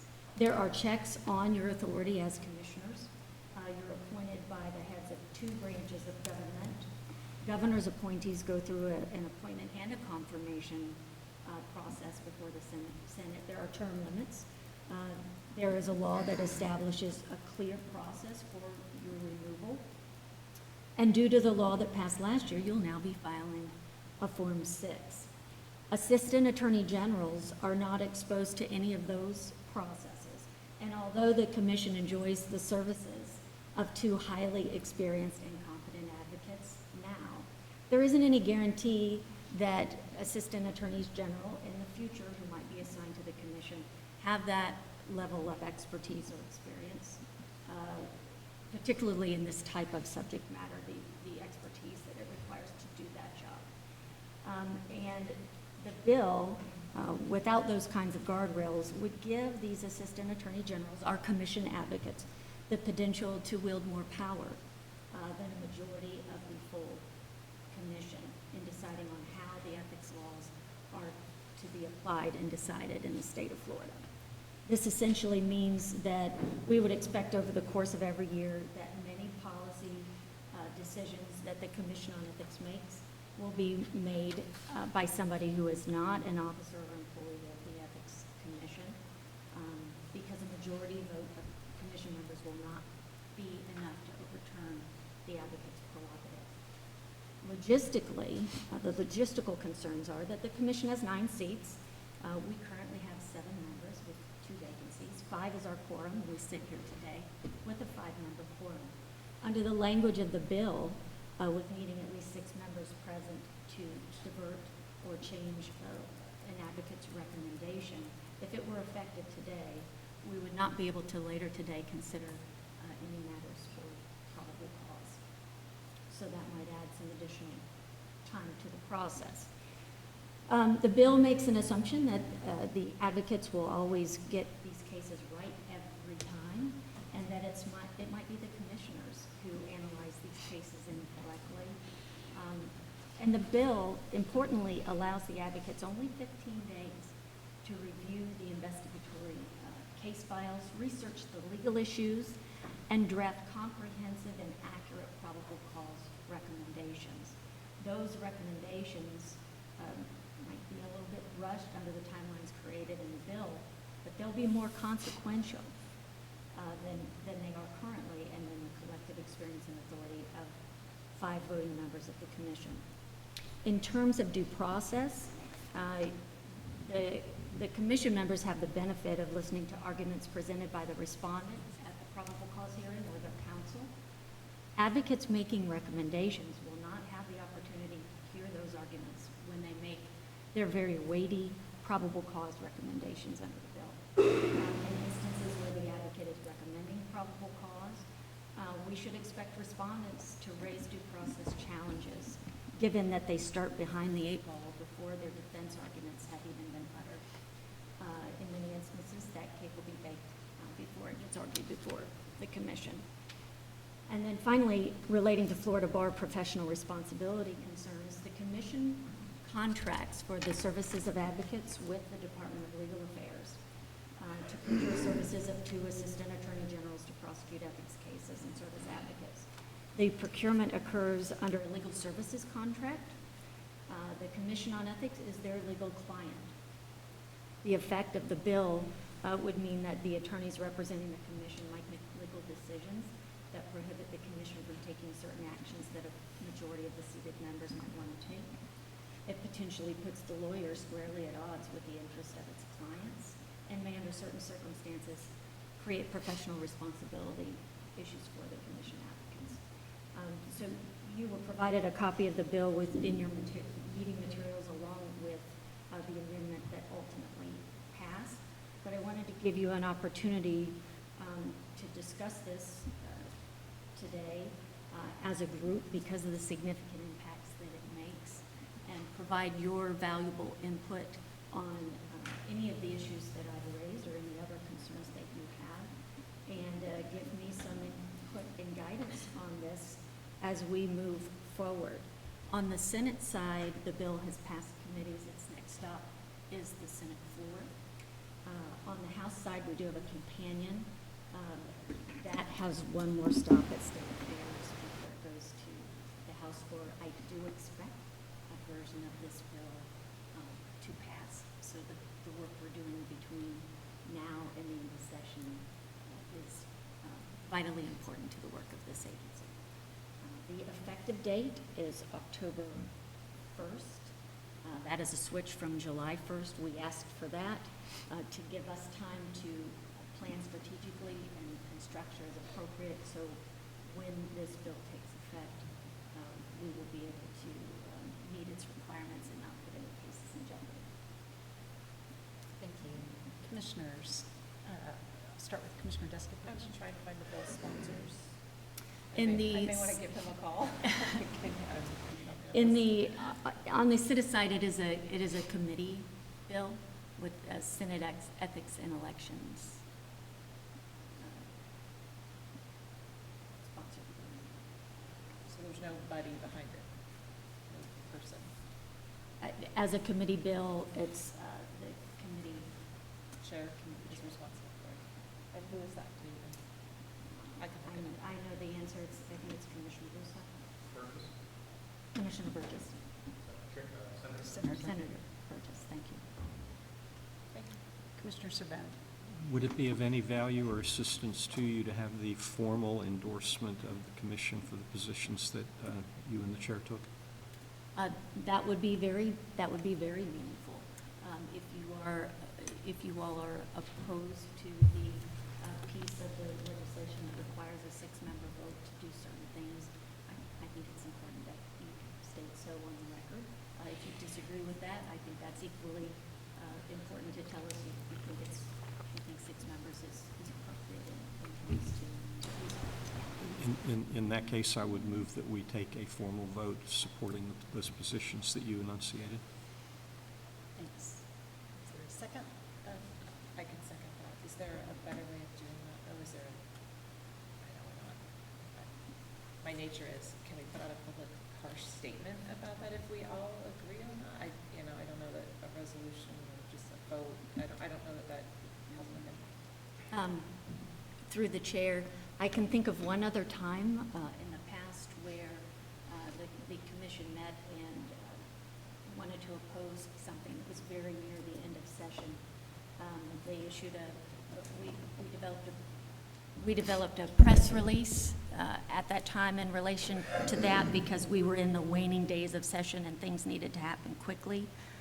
We could certainly draft a letter on letterhead that the chair could sign formally stating the commission's position. We could provide that to the committees in the House and the Senate, as well as House and Senate leadership, Senate President and Speaker of the House. We could provide that to them and state these things in writing if you would like.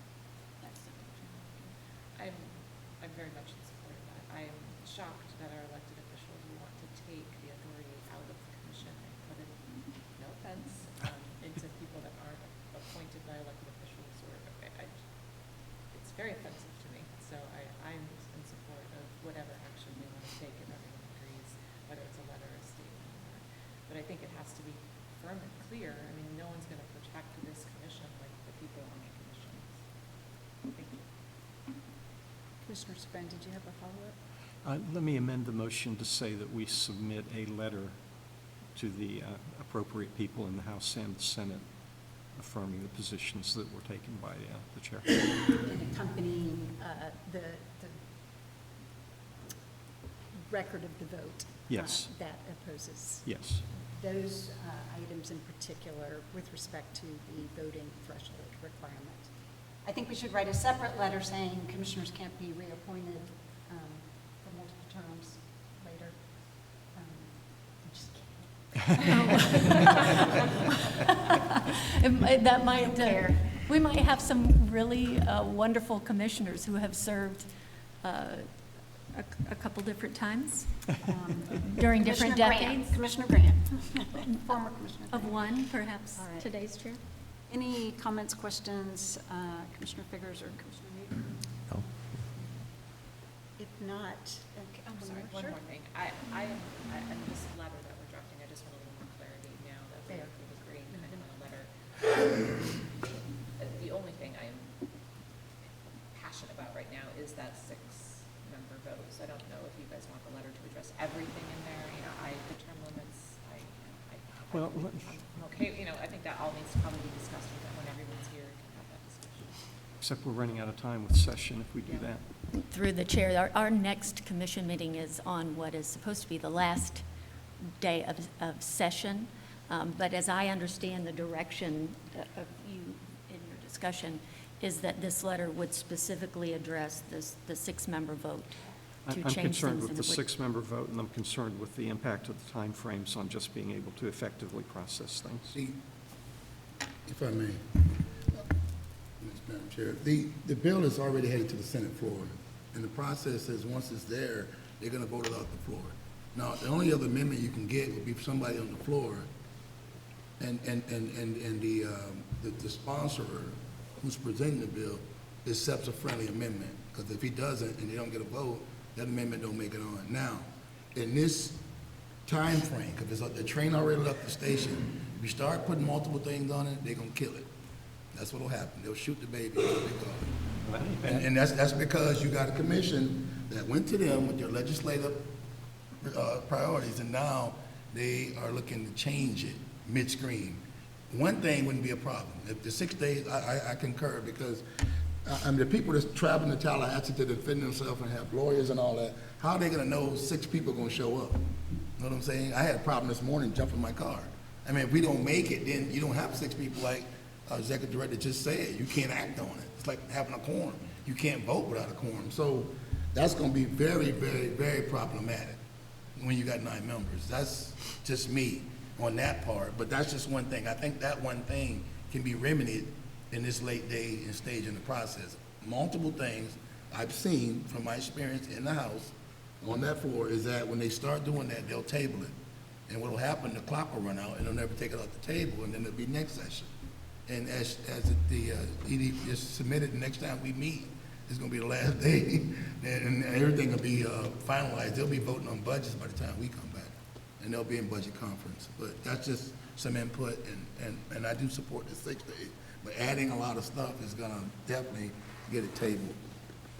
Well, I'm fine with just addressing the 6-member vote. I think then that's the consensus for now, and any commissioners welcome to make separate and independent communications to their members. Just remember that the Sunshine Law applies. I know we all know that to us, but this has been a time where we usually have to be more mindful of that we're not conferring. You can just make your communications separate and directly, or communicate through the chair if you have questions about that. So at this time, just to clarify, is your motion, Commissioner Cervone, that... Madam Chair, before you do that, one more thing I want to interject. Now, nothing stops you, any of us, from, if you got a member on this commission back home that you want to pay a visit, because they do go back and forth home, you can do that and express your Right. concerns.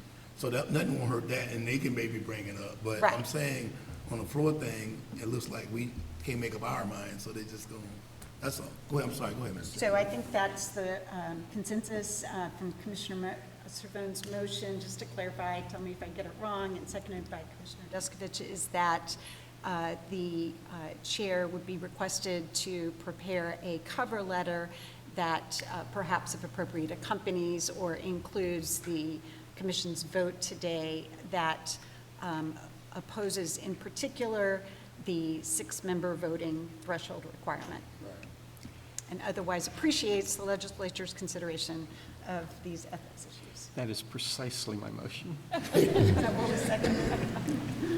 said much nicer than I feel inside the yes second. Otherwise, we can show up at the rally. All right.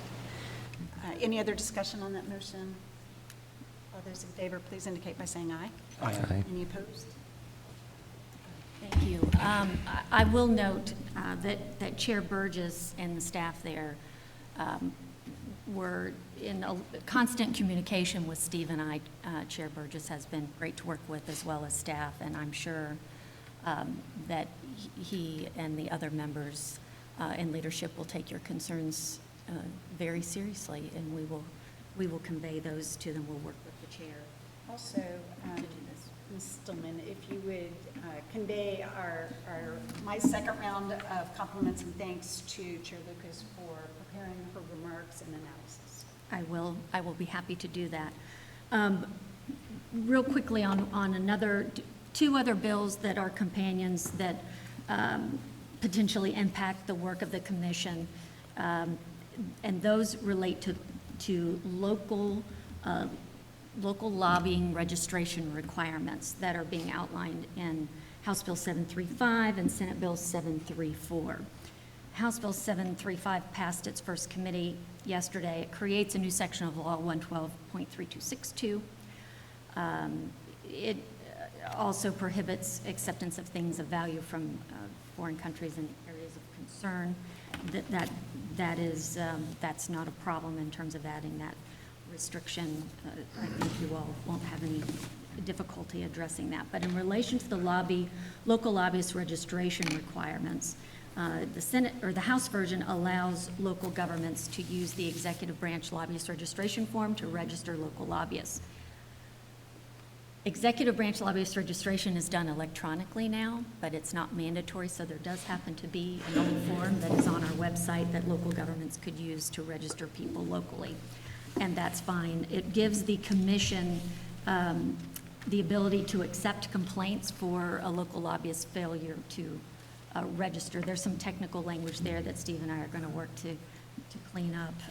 This would put about 2,500 local government entities under a lobbyist registration requirement. The commission would not be registering them. We would be able to investigate the failure to register. However, on the Senate version of this bill, it not only requires local governments to register lobbyists, it requires them to use an electronic system to do so. And there's language in the bill that says if the local governments don't already have an electronic system, they can use the executive and legislative branch system to register their lobbyists. Because we administer the executive branch lobbying laws in the electronic executive branch lobbyist registration system, this is the issue we are working to address, because the electronic system only deals with legislative and executive branch lobbyists and has fields for entry to register those folks. It was not designed for expansion. It was only designed to handle legislative and executive branch lobbyists. It would be a big undertaking to have another IT project to rewrite that system to be able to accommodate the requirements of this bill and do so by its effective date of July 1, especially while we're in the midst of the electronic filing launch, and that is in our heavy season. In addition, the Executive Branch Lobbyist Registration Office is funded by a trust fund. It's an Executive Branch Lobbyist Trust Fund funded by registration fees that are paid. Under the language of the bill, it does not give the ability for the commission to charge for anybody who might use the system.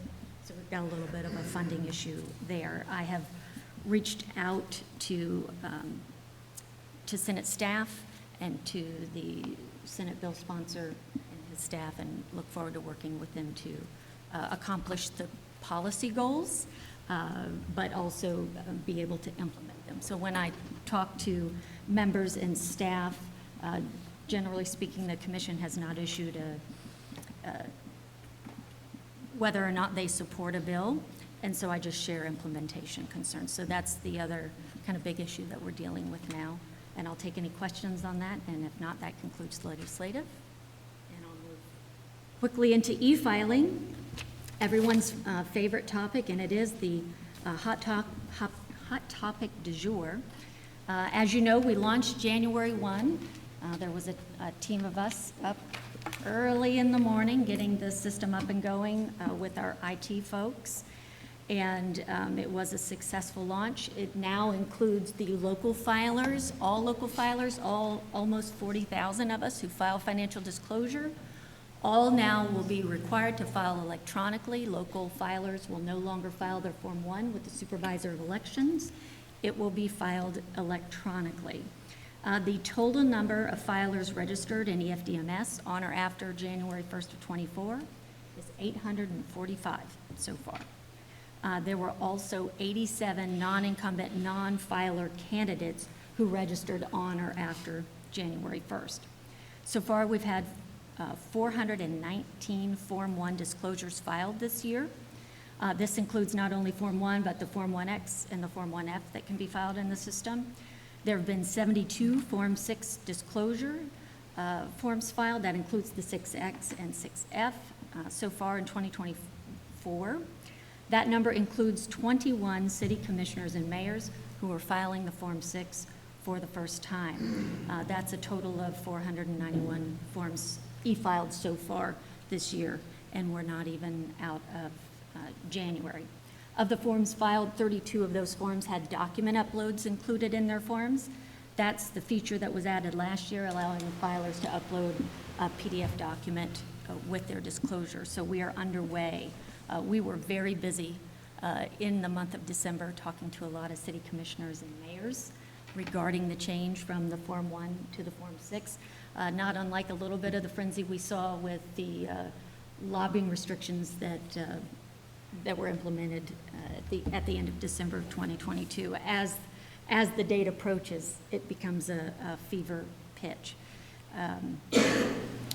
We heard from a lot of people about how they felt about the change. Some liked it, some did not. I think the last number I heard from the League of Cities, who I believe is working to track exactly how many resignations there were. I think the number was 112, but it was still soft at that time. There are 2,600 roughly city commissioners and mayors who'd be filing the Form 6 instead of the Form 1, so that represents less than 5% roughly who had resigned prior to December 31st, so they wouldn't have to file the 6.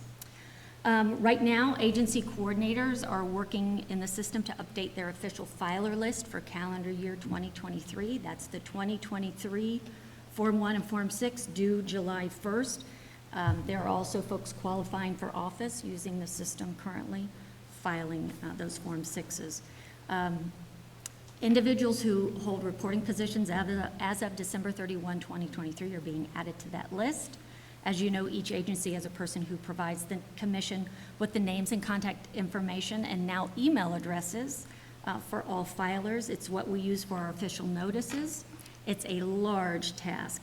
It includes the commission reviewing any names that are a match to an existing name in our system to determine if the person listed is a duplicate filer, or if it's, so they can be merged, or if it's a new filer where we have to separate who that person is. There might be 6 John Smiths, and we have to make sure that we are accounting for the correct people. So that's a process in our office. Now that things are done live, coordinators are also entering in new filers who start work and have that first 30-day requirement to file their form. They're entering them into the system so that they can file electronically. As a part of the launch, we launched a new public search that queries the electronic system. This feature has also been an undertaking because we have filers whose forms are now accessible in EFDMS, but they've had their disclosures published previously as a Form 6 that was scanned and published by us.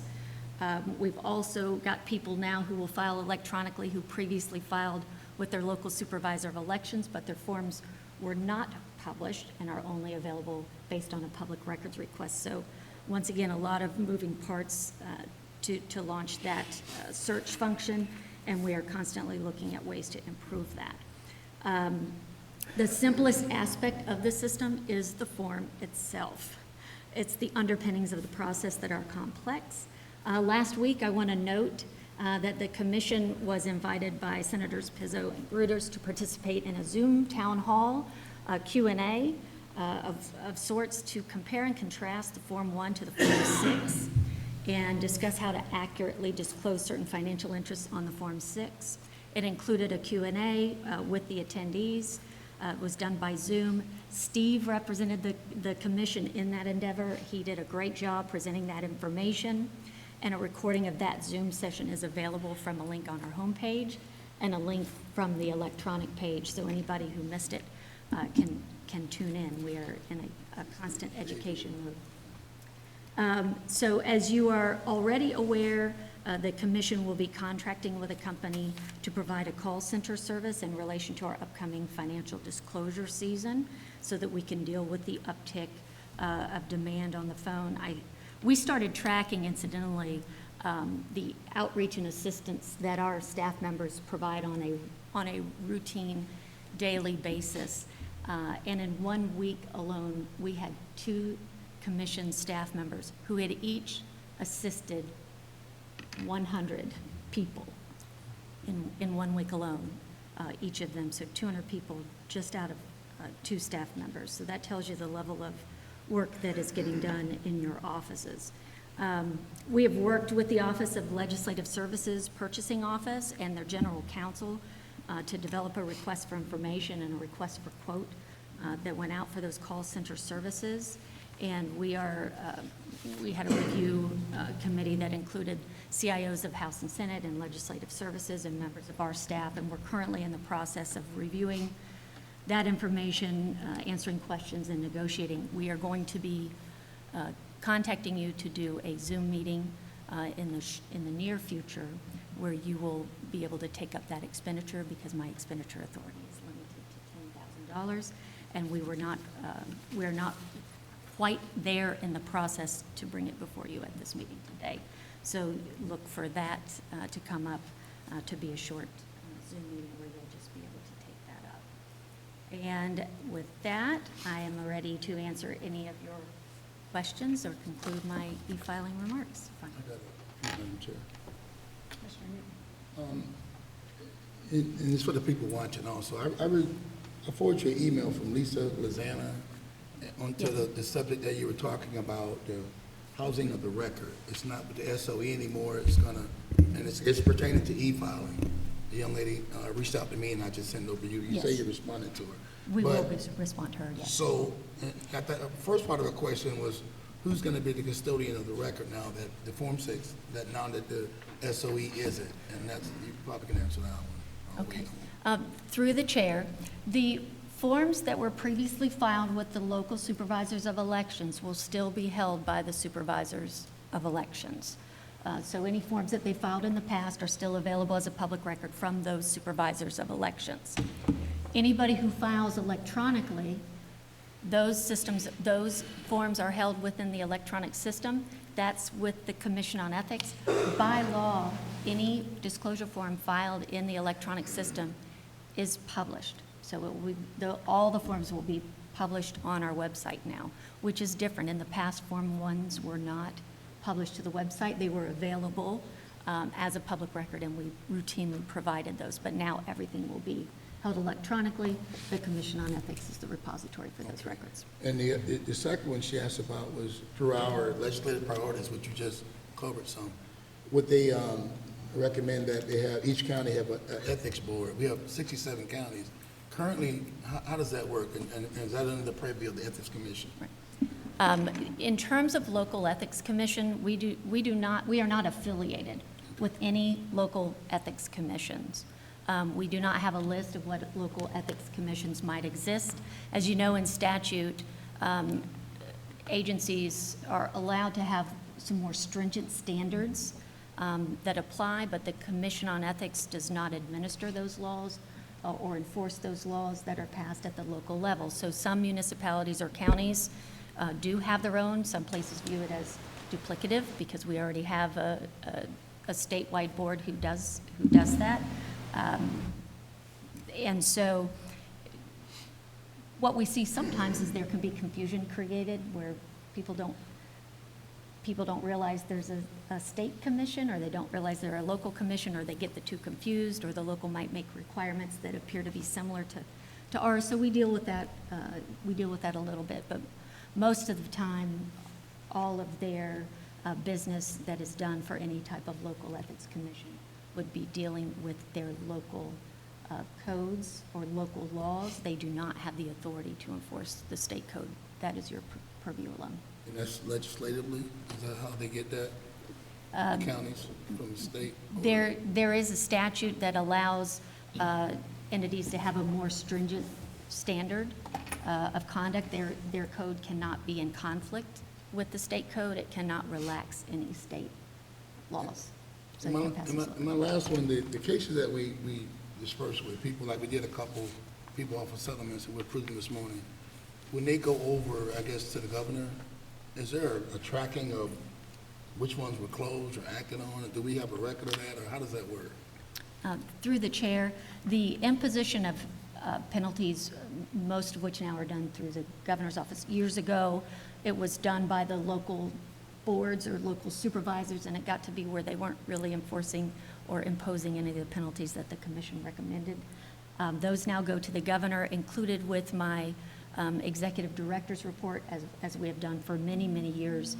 We have a list of the recommended penalties that you all have made, where we are awaiting the imposition of penalties, and then I share with you the executive orders, as I did this time, of any cases where the governor has imposed a recommended penalty, or any other enforcement authority has let us know that they have imposed a recommended penalty.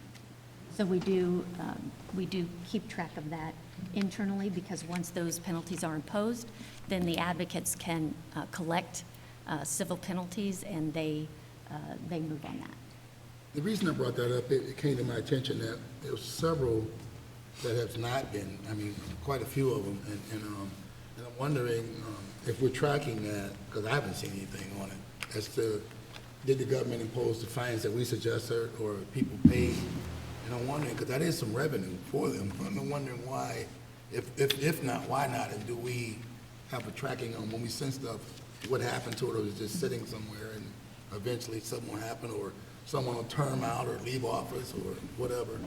That's why I'm asking, because I don't know what happens after it leaves office. Through the chair, the executive director's report, the written report that's included with your meeting materials, has an accounting of what is still pending. Anytime that a civil penalty related to a complaint is imposed, it goes to the advocate. They can get court judgments for collections of those civil penalties, and they have a great track record of collecting anything that's not been paid. Generally, they're paid. We do keep track of that. Okay, I didn't know, I just was curious. That came to my attention, and I didn't know if I know we're sending them up. I know people are having stipulations and agreeing and stuff, but is it being paid, or are we collecting it, or is it just or stuck in a pipeline? That's what I was trying to figure out. I haven't seen anything. I don't know. So in your report, it'll show who's been paid, who's paid, and who hasn't paid, or what's been done with it, other than just awaiting House action or Senate action or governor's action. Is that, because I've seen that report? Right. I do not include who's paid or who hasn't paid relating to complaints. I track whether or not the penalty has been imposed by the authority who can impose the penalty. Once it's imposed, I provide a copy of that. In the governor's case, it's usually an executive order. In the House or Senate, it might be the journal pages, or it might be a letter that they share with us to provide you with that information. The advocates get a copy of the letter, a copy of the executive order, and then they proceed with collection efforts. I don't want to put Buff on the spot, but I am not aware of any particular fines that might be outstanding or unpaid at the moment. But if you could maybe enlighten us, if there are some that you're pursuing? Would be happy to, through the chair. We do, we are assigned the job of collecting the penalties. It's frequently not easy to do, but it's a task we work on those daily. I'm happy to report that one penalty was just paid because we put a judgment or a lien on someone's home, and it was a $14,000 penalty. We are now seeking about a 20-year-old penalty owed by someone in New York, and we're domesticating our judgment to put it against some of the properties owned by that former public employer who now lives in New York. We are constantly working on collecting the penalties. We do have outstanding cases, but we are actively working on getting judgments on those. And then we're constantly reviewing ways we can get the money through other means. We now have a public records request with the Department of Highway Safety and Motor Vehicles to see what vehicles are owned by the individuals who owe money so that we can put liens against the vehicles. You should partner with child support. They can find everybody. I'm serious. All their valuables. We can find them, but we can't get them to pay. But we are actively working on that. Yeah, I was just curious, because I mean, we do this, and if we're just doing it, and people are accepting settlements, and we're putting fines, and they're just sitting somewhere and not being collected, and people are leaving the office and doing whatever, I'm saying, what's the point? Through the chair, no, sir, we are working on it, actively working on it. And I keep hearing revenue, and we got to meet for revenue, and I'm thinking that's revenue, and And the money goes into the general revenue. which funds us, or funds, yeah, okay, thank you. Thank you, Madam Chair.